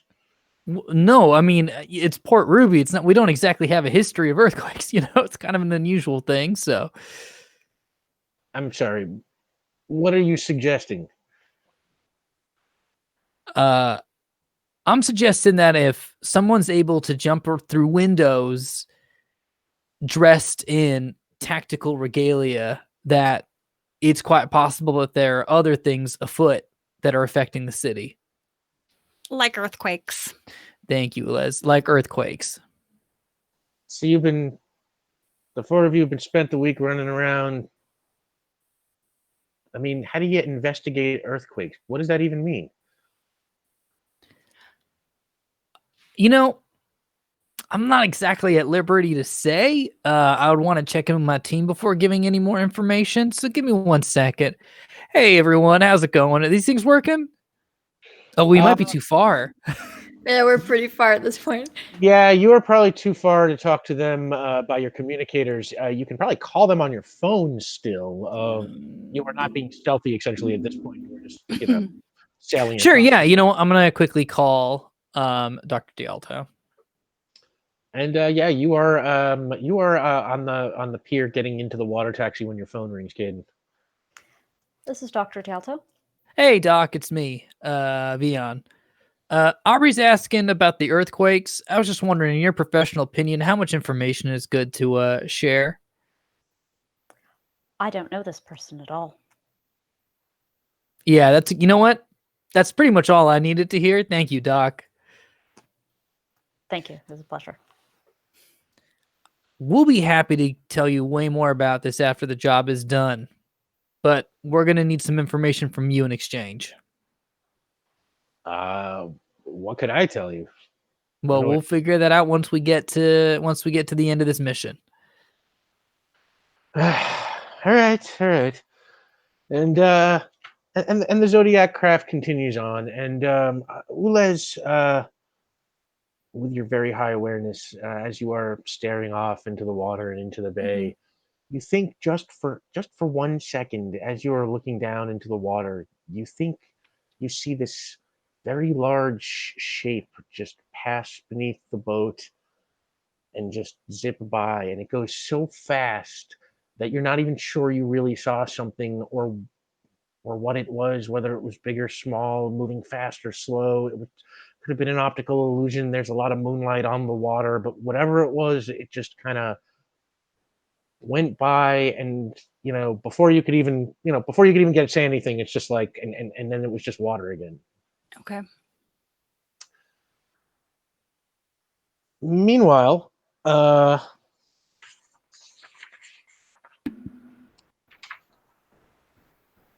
If possible, I would have liked to have instigated a conversation while the doctor and I were being toted around for an hour or whatever. oh, what were you talking about? I just wanted to, at some point, Benny just kind of goes, if there are no people around. Right. Yes, of course. Doc, can I ask you a favor? Yes, of course. So, you know how my boss kind of found out about the whole, fire thing? When you lit yourself on fire in your office, yes, you told me. Yeah, on accident. It wasn't great. Well, he actually had amazing when I saw it, but I'll accept your valuation. Thanks. He actually kind of had a good idea. Well, maybe it's a silly idea. I don't know. But he suggested I get I don't know, like a physical or some sort of medical testing to determine the mechanism of action by which you can generate high thermal output without damaging your own cells at all. That one. Makes Yeah. a lot of sense. Well, I don't know any other doctors who I would want to know that about me, and I don't know if that's even your specialty, but I was wondering if maybe that's something you could help me look into. I would be happy to find a referral for people who are typically set on fire, but if you're trying to imply that you'd like this to remain in-house... Yeah. I'm not a surgeon, but I am an expert on physiological structures that are not traditionally human.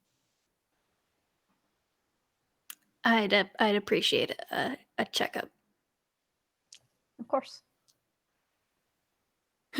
Cool. So, what's it's not am I supposed to? heartburn. That's definitely had to rule that one out. I'm not gonna lie. You found the joke already. Okay.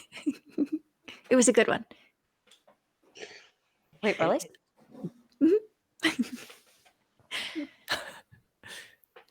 So what's the vibe? Are we like, should I like not say words? I'm just here to hold things for you. I have absolutely no idea.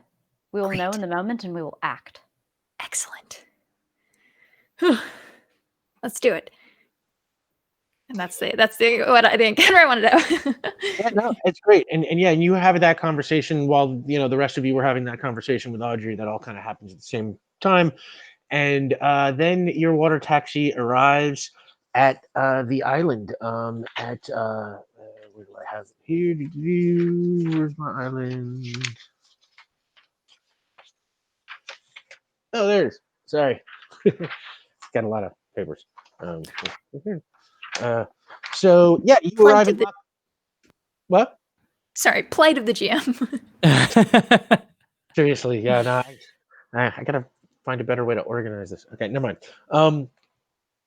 So yeah, you arrive at Lockley Island, and Lockley Island is otherwise closed. It is to the public. The prison is really kind of the only dominant thing on the island, and you are brought up to a dock, and while you are pulling in, you can see the prison ahead of you.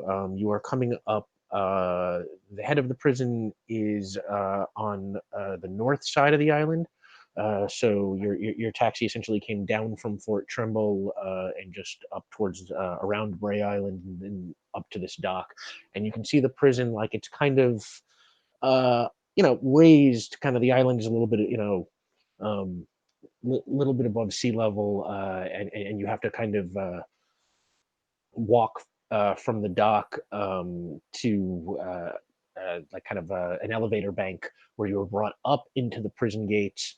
At the prison gates, you are searched by a series of guards, and then when you get up to sort of the lockdown area, the final guard hey, I don't know you, do I? No, we're contractors for this evening specifically. Contractors? We're supposed to be brought in for the inmate for this evening. What's your name? Harrington. Quinn Harrington. This is Mia Stout. Huh. Make a willpower roll. Why am I the one who talked? No. This is why I was like, no, don't say nothing. I mean, my intent was to look like I was supposed to be here, but I don't know if I can actually help in this role by standing around and seeming confident in myself. Well, the dice are as happy with me as they could be, so that's a 9. I'm so scared. What are they about to do to us? He gets up and he walks, down, half the hallway, and you see him like looking through a series of clipboards and crossing things out and flipping pages, and then he comes back and he says, all right, Harrington. Well, don't envy you your job. Nor I you yours. All right, this way. And he breaks out his keys and he walks over to the gate and unlocks it and starts to lead you down a long hallway. And while you are headed following him, on the east side of the island, the one, Audrey Reeves, steers the Zodiac up to a small beach. And from this side, you see the exterior wall of the prison. You can see, some barred windows and such, and you can see 2 guard towers that both have sweeping lights that are kind of, they look like they're on some kind of automatic cycle. Uh-oh.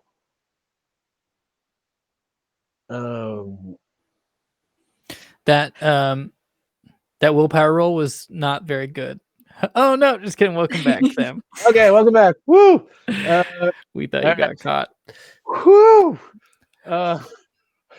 So yeah, she pilots the Zodiac craft to this little beach. You can see the guard towers. There are sweeping lights all around you. It looks like they are automatic. It's not like there's a somebody up there turning it. It's like some sort of auto cycle where the lights are just spinning continuously. She has managed to find a little nook where it looks like the lights kind of just pass by every time. So you are safe for the moment. And as you pull up, she says, "Okay, well, hopefully the other team is doing as well as we are. You want to check in on them?" Yeah, should we give this a go, Les?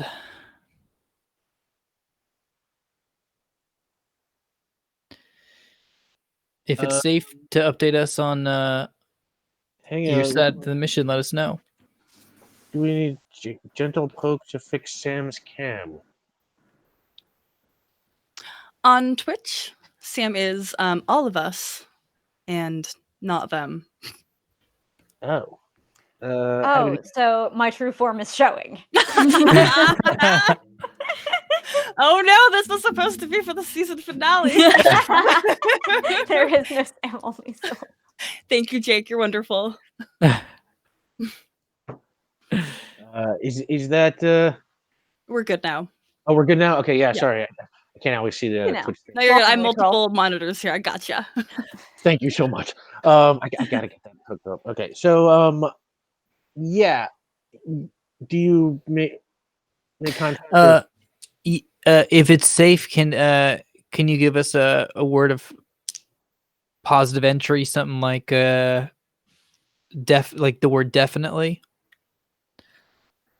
Is this guard man talking to us at all?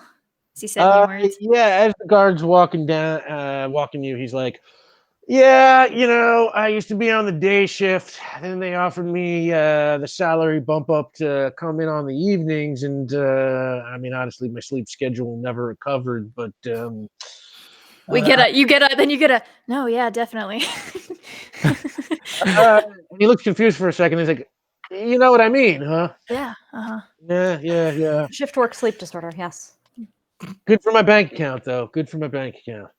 And Not for your cortisol levels, but yes. and you hear the signal come back.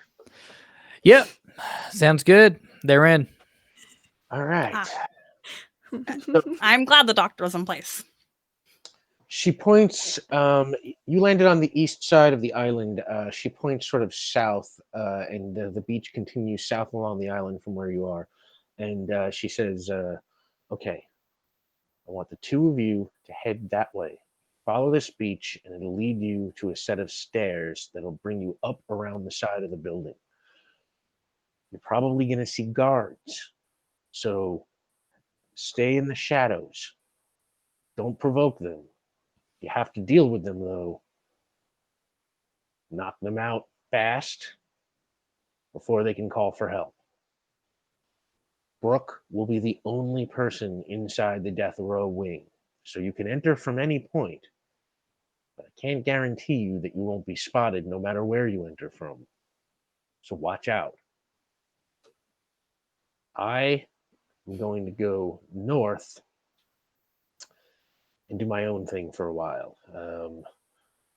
Think of it as a little insurance policy. I'm going to see if I can take out some of these guard towers while you're getting Brooke out, and hopefully by the time this is all done, we make a nice exit from this island in the pitch black night with Brooke and the whole team.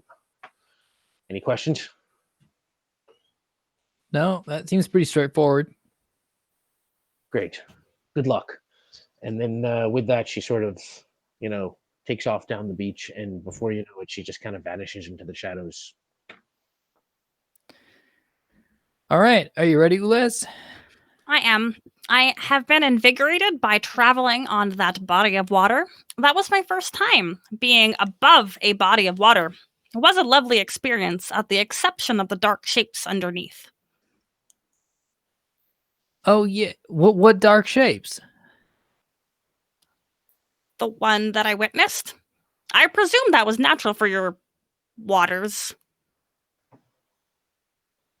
No, No? we'll definitely revisit that later. Because if you saw a whale or something like that, that's something you got to tell the rest of the team because that's very exciting. I will investigate whales. Oh, they're great. But let's go take care of this first, I guess. I am ready. I have smoke bombs. All right. So we head to the stairs. Okay. As you walk down the beach, those lights are sort of, scanning the area. So I'm going to need you to both make coordination rolls to see how your stealth goes. I don't know if you noticed, but I kind of light up. Are you lit up right now? I just like, it's me. I always have parts that are like bright and blinky and lighty up. It's how I operate. You've got your cape, let's say, pulled over, and you've got your fedora. Okay, as long as I can like properly wrap myself like with this long collared cape and my fancy ass fedora, we're good. I got an 8, so like. You got an 8, and what did you get, Veon? I got a 6. Okay. So far everything seems okay. You continue down the beach, towards the stairs, and the stairs are they are sort of like blocks of wood that are just kind of laid into the dirt, and you climb them very carefully, and you get right up to the top of the stairs. And as you sort of, as you are cresting at the top of the stairs, you can see that there is a guard standing right there with his back to you. And he's got his arms folded, and he's just kind of whistling and staring off into the other direction. He's just kind of,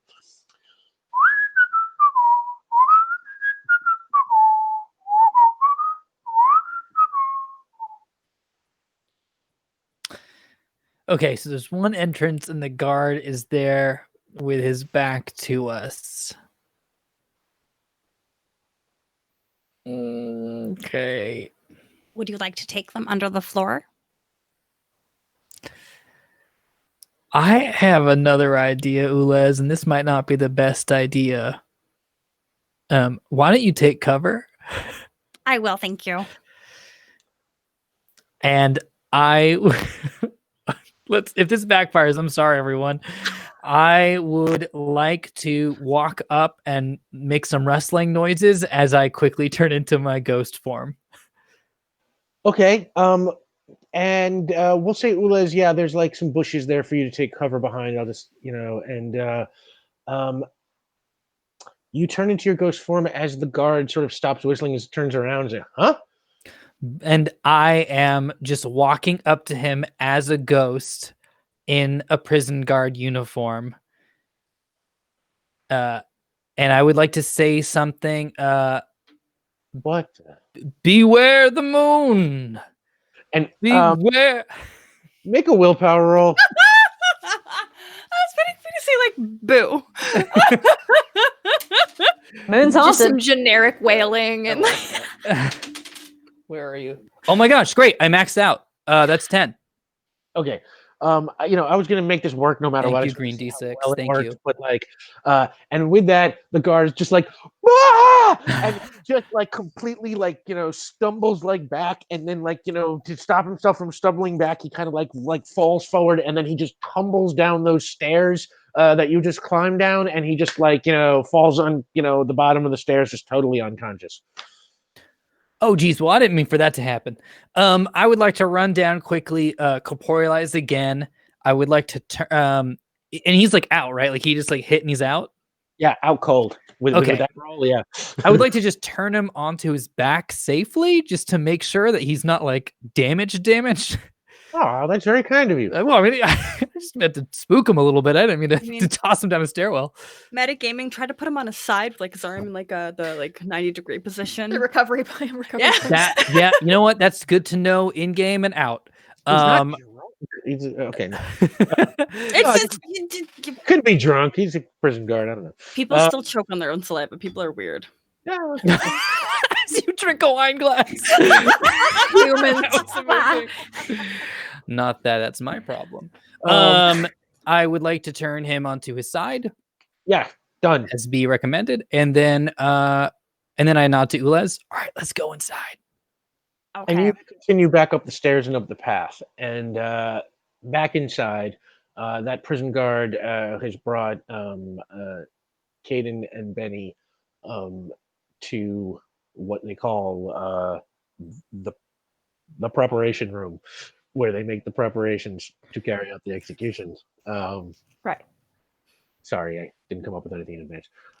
So I'm yeah, sure they actually do call it that. It is not a place known for creativity in naming. Yeah, room, we don't need you know? a player for that. Yeah. So yeah, they bring you. The guard brings you in, and he's like, "Everything you need's in there. Honestly, less I know, the better. But if you need anything, just give me a shout. My name's Barney. Good luck, doctor.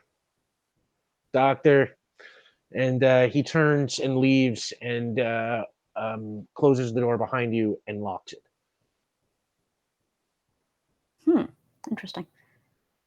All right. Well, just lest anything else go wrong, I'm going to clear out the midazolam, the pancuronium bromide, and the potassium chloride immediately. Screw that. I mean, I assume they're doing it that way. So what do you do with them? You are now locked inside the preparation room. How do you dispose of them? Are there Okay, cameras in here, first of all? Make an intellect roll.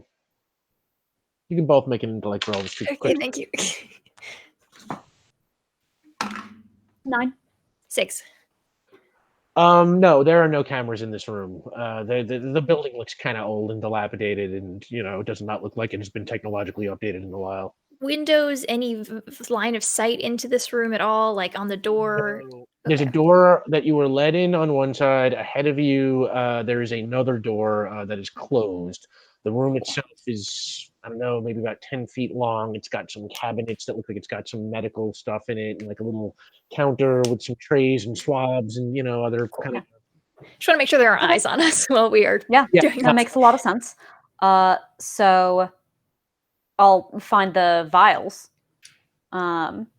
And there should also be, because this is injections, there will be a sharps disposal in here. one of those boxes. The little red trash box, and that's where you put used needles and so on. Any Sure. room that even has them, not just like the prep room or whatever, because sometimes you need to draw up on a different bore needle than you inject with. So you will have a sharps disposal even in something like a preparation room. And so I think Caden takes those vials, cracks them in their hand, and then, because I don't want them to retrieve them from the sharps container, and throws each of the vials. Make a coordination roll. Sure. 10. Well. Dice say justice. And the door opens up, not the one you came in, the other one. And a man dressed in a uniform that I'll say you just recognize, the warden of the prison comes in. And he does not notice a thing. You very slickly finish up what you are doing without him, getting even a glimpse. And he comes in and is like, I'm sorry, do I know you? I imagine it's better if you don't. It's better if I don't. I'll show the day pass. It'll say Quinn Harrington or whatever. Yeah. Answer is question. I will mimic. I will hold up the stone. Nobody told me about a new team. Highly unusual, but well, Is it? suppose. Bill from Avalon. Make a willpower roll. Can I Caden. assist at all? Yeah, you can also make a willpower roll. Tell Oh you- shit.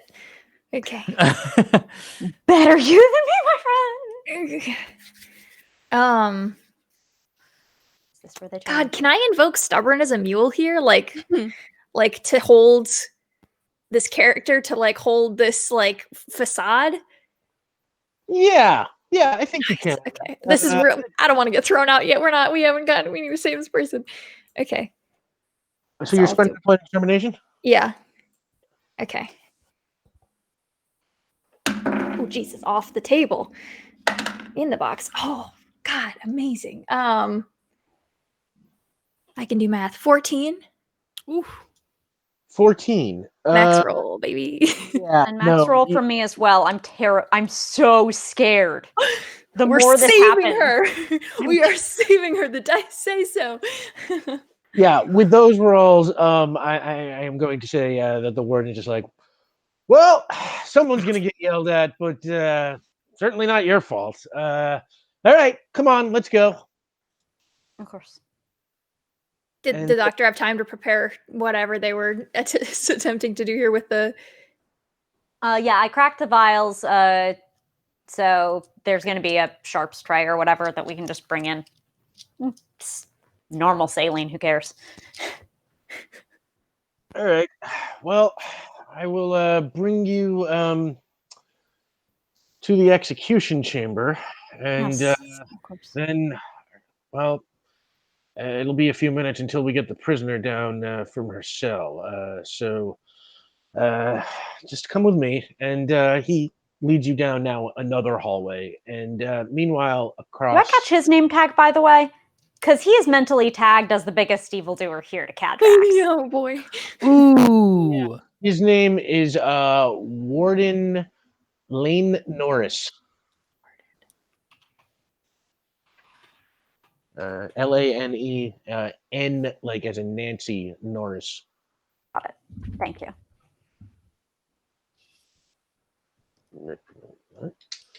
And Warden Norris leads you down the hallway. On the other side of the island, you have come up the stairs and you go racing along the side of the death row section of the building. The lights, I tell you what, both of you make a coordination roll. Let's see how you're doing with the lights in this page. Ooh, 5.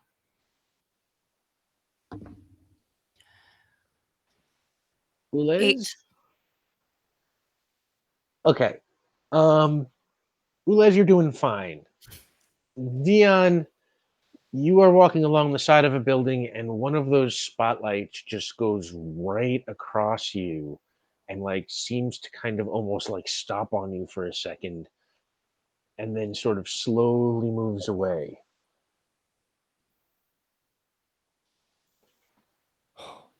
Okay, that was close. Are We you should well? probably.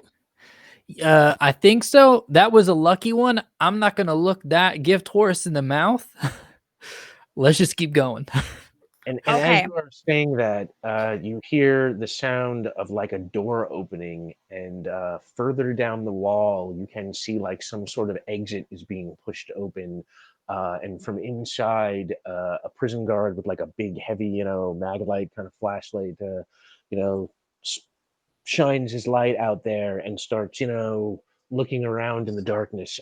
Veon, make another coordination roll. Okay. Okay, let me switch D6 for this to be safe. Okay, here we go. That is a 6. And you hear him go, I think I thought I saw something out here. And he shines his light some more around in the darkness. Ulez, make a coordination roll. 5. Oh And, gosh, this has been me playing Assassin's Creed all week. and his light passes right to Ulez, and it stops for a second, and he's like, what the hell? And he grabs for his walkie-talkie. He's like, we got somebody out here, I think. And on that, you just hear like a as like sirens start to go off. The spotlights kind of all converge on this area. What are the two of you doing? Panicking? Ulez, take my hand. And I hold out my Okay. hand. We're gonna ghost really quickly, okay? Okay. I don't know what it's like for someone else to ghost. I hope it's not unpleasant. If it is, I apologize. Thank and then you. we ghost. And you grab Ulez's hand. The guard is like kind of running at you, and you ghost out and step through the wall, I guess. Okay, how close is the guard to us? The door that it opened was maybe about 50 feet away, so he's kind of running towards you, and it's going to take him, as long as it takes, to run 50 feet. Okay, and he's running parallel to the wall. Is that correct? Yep. Okay. In that case, what I would like to do is I would like to run at him with Ulez, and I would like to cross paths with him, and then we're gonna duck it into the wall. Okay, like you're trying to like spook him out? Yeah, I feel bad because I know that I'm kind of gaslighting a lot of these guards, but it's a better alternative than hitting them, and it leaves them with a fun story. So many ghost rumors after this. They'll have so many fun ghost It's not rumors. rumors if it's true. You're actually a ghost. You're actually right. haunting They them. saw It's not the fedora gaslighting ghost. Yeah, you're right. Actually, Sam, thank you. You're right. Literally, they do. Yeah, I am a ghost. What am I doing? Yeah, they do see a Embrace ghost. your identity. Yeah, you absolutely can grab Ulez and phase. That is automatic. Make a willpower roll as you run past the guard. Do me a favor. Okay. All right, here we go. That's another max, a 10. And the guard, again, it's like as you run by, he's just like, bah! Ah! And just like completely freaks out as you go right behind him and through the wall. Beware the moon! And we disappear into the wall. And that's the last thing he hears, beware the moon. And inside, the two of you have heard the sirens go off, and the warden's like, what in the name of hell? The two of you stay here. I'll be back. And he, grabs a radio off of his belt and he runs down the hall. I want to throw in before he goes. I want to throw in are we in danger? Like I want to, Benny. like a. No. You should be fine. I'll find out what's happening and then I'll send somebody to check on you. Okay. And then he goes running down the hall. Jesus.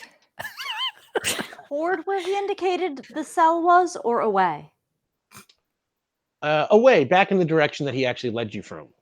All right. Benny, they're probably not going to transit the prisoner on an alarm in a lockdown. They're not going to bring her here, which means either we wait for someone to come get us, or we make moves and go get her. I'm inclined toward the latter. I mean, yeah, the alternative is just sitting. I mean, we could get in contact with the rest of our party to see how close they are. Whoever's closest might be the better option. Because if Veon can get to her and just get her out, and then we're escorted out because there's an emergency, there's not going to be a procedure, then... What's your location, Veon? We just got into, I believe we just got into death row. Yeah, Veon, you walked in through the wall into the death row wing of the building. And it is basically long, empty cells, sort of 2 tiers. It looks like it was once built to house, lots of people, probably like a regular prison wing. But right now, all of the cells appear, like the ones that you can see from where you are in the hall, in this middle of this hallway, look, empty, except for one all the way at the end where there is a light shining out of it. A light shining out of it? Oh, like a normal, like a light that would be on? Yeah. Just okay. Not a flashlight. Sorry, in this world, you don't. Okay. Yeah, no, not like a mystical. Yeah, no. Hey, Doc, we got an update. We're right by the cell. All right, then please work on extracting target. We will try to draw them away from your location. Sounds great. Thank you very much, Doc. Wishing you the best. Okay, Ulez, here's the plan that I'm kind of cooking up. So I know that we haven't really gone over the difference between living and ghosts. So that might be a little confusing, but essentially we have a lot of stories, like folklore stories, fantasy stories, sometimes horror stories of these things called ghosts. That's spirits after you pass on. And so you're living and then you become a ghost, which is actually what I am. Oh, you have referenced it multiple times. I have not yet taken the time to look it up on Wikipedia. Yeah. So, and there's a lot of material for it. There's even a movie. So what we can do right now, though, is that our stories kind of have a big spectrum of how ghosts are represented in pop culture. People don't really know what ghosts look like. So I'm a ghost. I've ghosted you. Correct. You have the ability to project light. Is that correct? Correct. What I'm thinking, Ulez, is let's combine our powers a bit. And anyone we run into, just shine some light in their way so they can't quite see us. I'll do the ghost voice, which is a little, silly because this is just my ghost voice. But we'll do that. We'll grab the prisoner. We'll get out. It'll just be a ghost situation. How does that sound? Brilliant. Okay, great. Let's run over to the cell. Yeah, you start walking down towards that cell. Now, Caitlin and Benny, you are in that little hallway between the execution room and where the cell was, right? Because that's where you were headed when he contacted you. And as you turn back to head the other way, because you said you were going to go try and draw attention away, you see the warden headed back towards you with 3 guards in tow. Like, don't worry, we will keep you safe. We're going to check on the prisoner now. We're going to make sure everything is locked down. Are you sure? This is a lot of racket. This is not what I was not informed that this was part of the job description. Are you sure I'm going to try to hold his attention. I want to initiate a juggernaut. I've never seen the juggernaut go through what Cadrax never has, where you just go through walls. I'm going to try to blast my way through, but I'm disabling the quiet. I think I'm creating a distraction. Given that our compatriot wanted to do explosives, that set to me the escalation level. So right. I want to, if they're heading, let's see, south, I think, toward death row on the eastern side of the prison, I need to draw guards north. You know a very easy and effective way of doing that? I wanted to start blasting through walls and moving. All right. Are you in a separate location of me then right now? Have you stepped away, out the other way? I am moving away. So if you want to continue to social, then you can totally throw so I'll try to give the I'm so scared, I'm so scared. Yeah. Just to give a second level of added. Benny, make a willpower roll. All right. Aiden, make a power roll. Mm-hmm. Hey, don't care if my die goes off right now.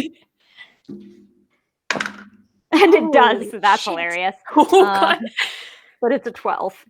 12? Yeah. Okay. Kaden, you have got the warden's attention when suddenly... Wait, I got sorry. No, sorry, Benny, you have the warden's attention when suddenly... 12 for being scared. Yeah, the warden's just like, don't worry, everything's going to be okay. Everything's going to be... And then, are you sure? Cadrax, you turn towards the wall and unleash your voice and just blast away. And this wall just pancakes all the walls behind it. Just, and the whole prison rattles. You feel it where you are, Ulez and Veon. You're all of a sudden... I'm going to scream for good measure. Yeah, you scream. The building shakes. It's like dust falls from the ceilings and stuff. And the warden just turns around and is like, what? Another quake? And he dives to the floor and covers his head.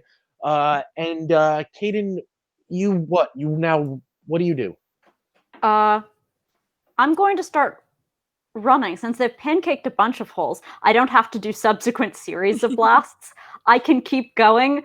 But the notion of keep going has a certain appeal. If there ends up being a jailbreak out of all of this, that's just kink. You run for it. And the guards chase you. Benny, what are you doing? Are you going with them, or are you? I think we were in different spaces when it happened. So I think my intent would be, if I'm just gonna hold the social thing with this ruse, I think I'm gonna get me out of I want to go home and I'm gonna try to just I'm gonna head for the exits I know about and just start moving as if I am panicked and trying to get out of a crumbling building. Yeah, with the success level that you got, the warden gets up and he's like, "Yes, let's get out of here!" And he, kind of like grabs your arm. He's like, he's like, "I know the way." And he starts, like, My hero. yeah, running with you back to the to the front entrance, or to the nearest exit, actually. Yeah, and I'm just gonna hope that my party's got it, I guess, because I don't have a way to get myself out of here. That everyone else kind of does. You are going back to the front entrance with the warden. Caden, you are being chased by 3 guards. Veon and Ulez, you arrive at that cell that has the light on, and you look inside and you see a woman young woman sitting on a bed, just kind of staring at the ground, kind of off into the mid-distance kind of thing. And if I had to cast her, I would say Zoe Kravitz. And she is Catwoman, and she is.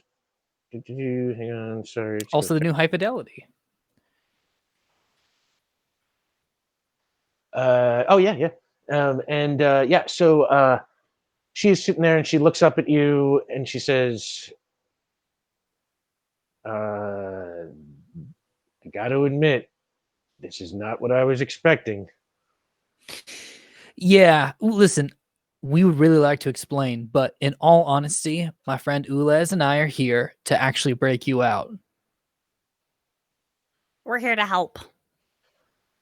Well, normally I would ask a lot of questions, but right now I kind of have nothing to lose, so lead the way. Okay, now I'm going to need you to take my hand. I want you to know you are going to turn into a ghost. You will be able to turn out of a ghost once you let go of my hand, but we'll do that once we get to safe distance. Make a willpower roll. Yeah. You're going to feel very tingly. Come on. I got an 8. Okay. She sort of nervously reaches out and she's like, "A ghost." Okay. And she kind of takes your hand. What happens now? Honestly, I don't know. Ulez, you says it feels tingly? It does. I can feel some of my sensors flashing. It has messed up some of my readings, but I am fully functional. Sensors? Are you a robot? What? Wait. You are not? Honestly, this is boat talk. Let's take care of this when we're I would love to talk safe. about this on the boat. Thank you, Veon.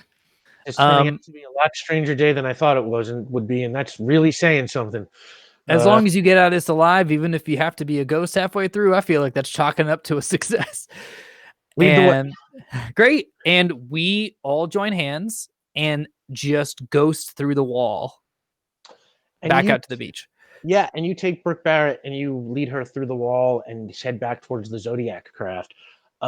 You, Benny, are being led out the front exit by the warden who's taking you back to the water taxi and being like, "We'll get out of here." It's like, "Don't worry, the guards will handle the lockdown." Caden, you are running through the pancakes, the holes in the wall that you're running through the pancakes. You're running through the holes in the wall that you made, with your blast.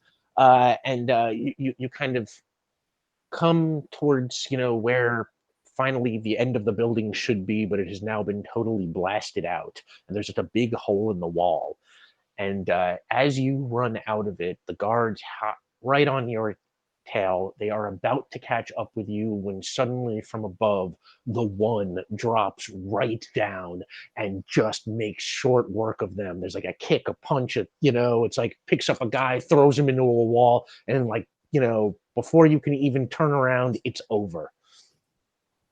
And she looks at you and she's like, I could have used someone like you back in the day. Come on, let's go. I would like to quickly use the communicator to talk to the doc. Sure. Hey, Doc D'Alto, I've got a quick question. Are you able to send out sounds, sort of like a ventriloquism thing? Can you throw your voice, Doc? I don't know what ventriloquism is, and I'm running after the one who would have made a very good knight. Anyway, can you echo a sound or a word or a phrase through a building? Project your voice. Yes.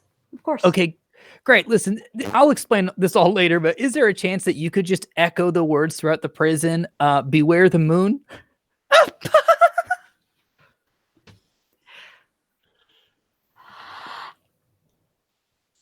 And in fact, prisons are acoustically wet spaces. They're concrete and metal and highly reverberant. They are, an opera singer's dream. So what I'm saying is it won't take a lot to go real loud and real boomy. And beware the moon. Yeah, I'm not even going to make you roll for it. We're just going to say that those words echo throughout the prison. And the one brings you back down around the side of the building to the Zodiac craft. And we will say, let's dissolve to the proposed meeting point in Cope here. We will say, Benny, you made your way there after water taxi, so you can. She steps off. She's like whoever's walking her over. She's been putting on and she steps off the boat and just and just walks off and steps and gets in contact with everyone. Was like, okay, so where are we going? Text somebody. And you walk off as in the background, way in the bay, you can hear the sounds of sirens and the spotlights. Lights going, and then she walks off. Yeah, middle of the night. And you meet a cab here, and there is the whole team, and Audrey and Brooke Barrett, and Audrey, talking with Brooke and explaining what was going on, and Brooke comes over to you and says,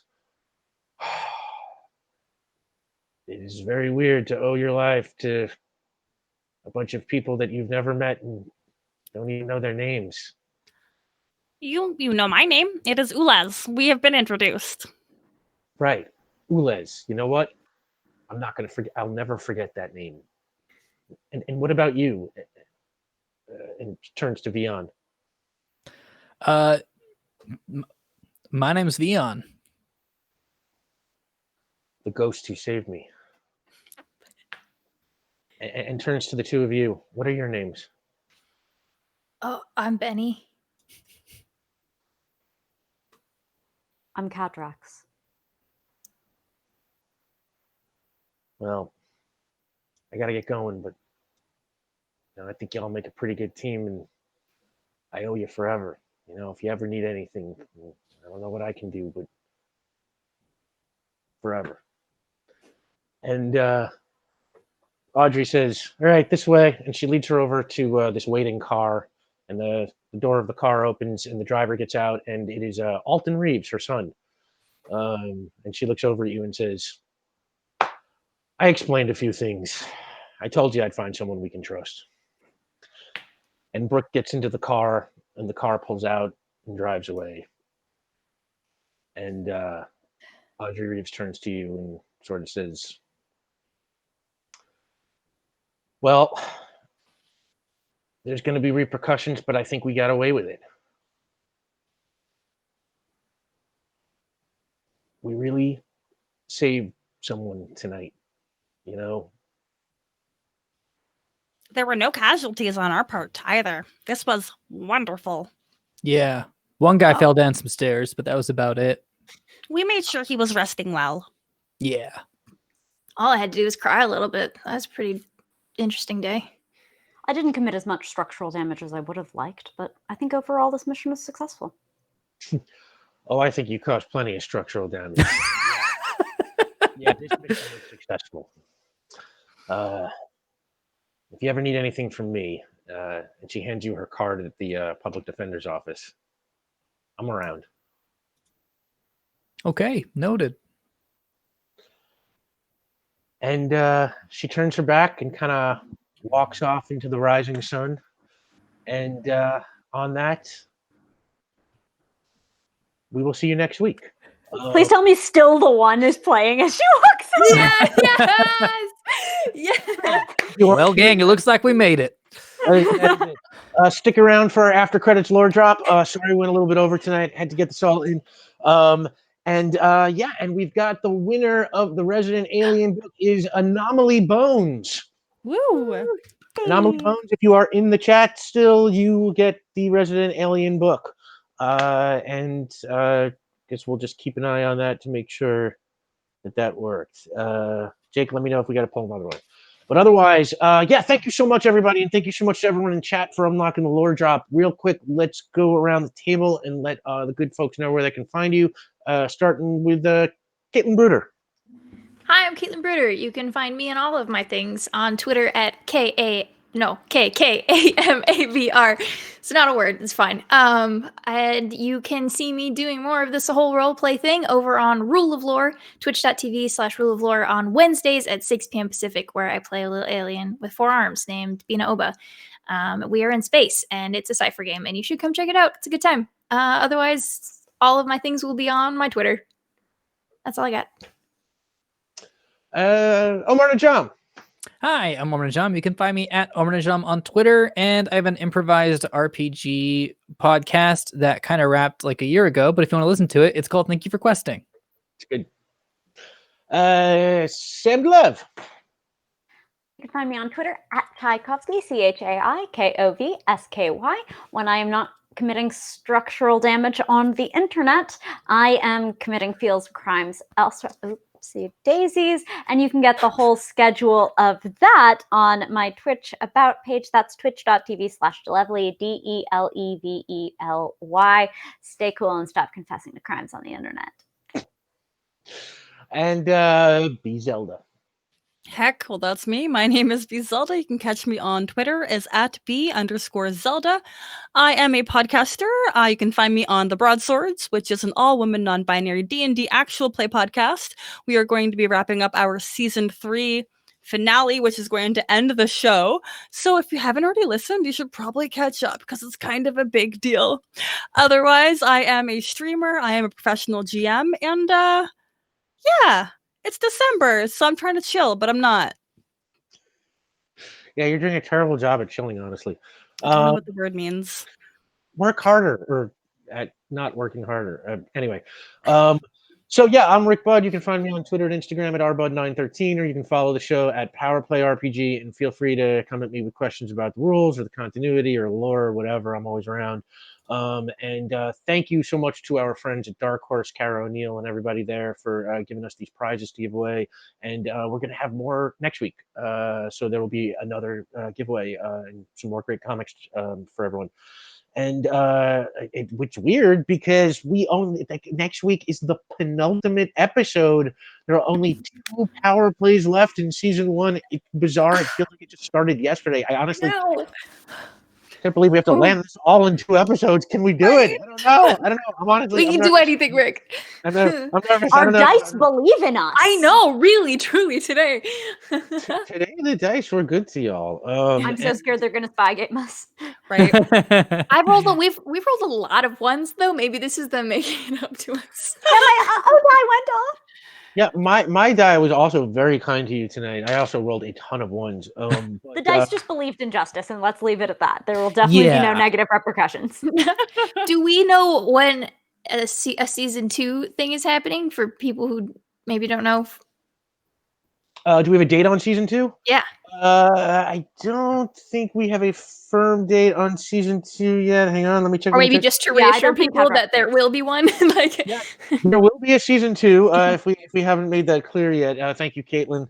And I think, don't hold me to this now, and over the next 2 episodes, I will give you a little more information as things solidify. But I think we have January 10th or 17th. 10th or 17th. Yeah, probably January 17th. Thank you so much. Just to reassure people, this is finale. Like you're not ending. I'm thinking probably the 17th, but we will keep you updated on that, and definitely watch at PowerPlay RPG. And with that, the after credits lore drop. The theater goes dark, and it is night. And we are on the Upper East Side of Avalon, where the Filbert-Gorey Expressway runs right along the water. And a blue sedan with a sputtering engine pulls over to the shoulder, and a moment later, the driver gets out. He's wearing a very nice beige suit that is conspicuously much too large for him. And if I was casting him, I would say he's Gabriel Luna, the guy who played Ghost Rider on Agents of S.H.I.E.L.D. And he gets out and he walks around to the front of his car and pops the hood and goes to work trying to figure out what is wrong. And with his head under the hood, he can't see that a police cruiser pulls over to the side of the road behind his car. But a moment later, the police cruiser turns its light on and does that whoop whoop thing with the siren. And the man in the beige suit sort of looks up nervously as a police officer gets out of the car and starts walking towards him, and shines a little flashlight. And says, "License and registration." And the man in the suit goes, "Oh," and he kind of pats his pockets. "I think I must have left it in the other suit. Any chance you could just let me off with a warning, officer?" And the cop kind of looks him over skeptically and is like, "I don't think so." And the man says, "Then I'm sorry about this." And before the cop can respond, the man raises his arms and lets off this sonic blast that sends the cop sailing through the air right back onto the expressway. And he lands on the expressway, and the man in the beige suit goes, "Oh shit!"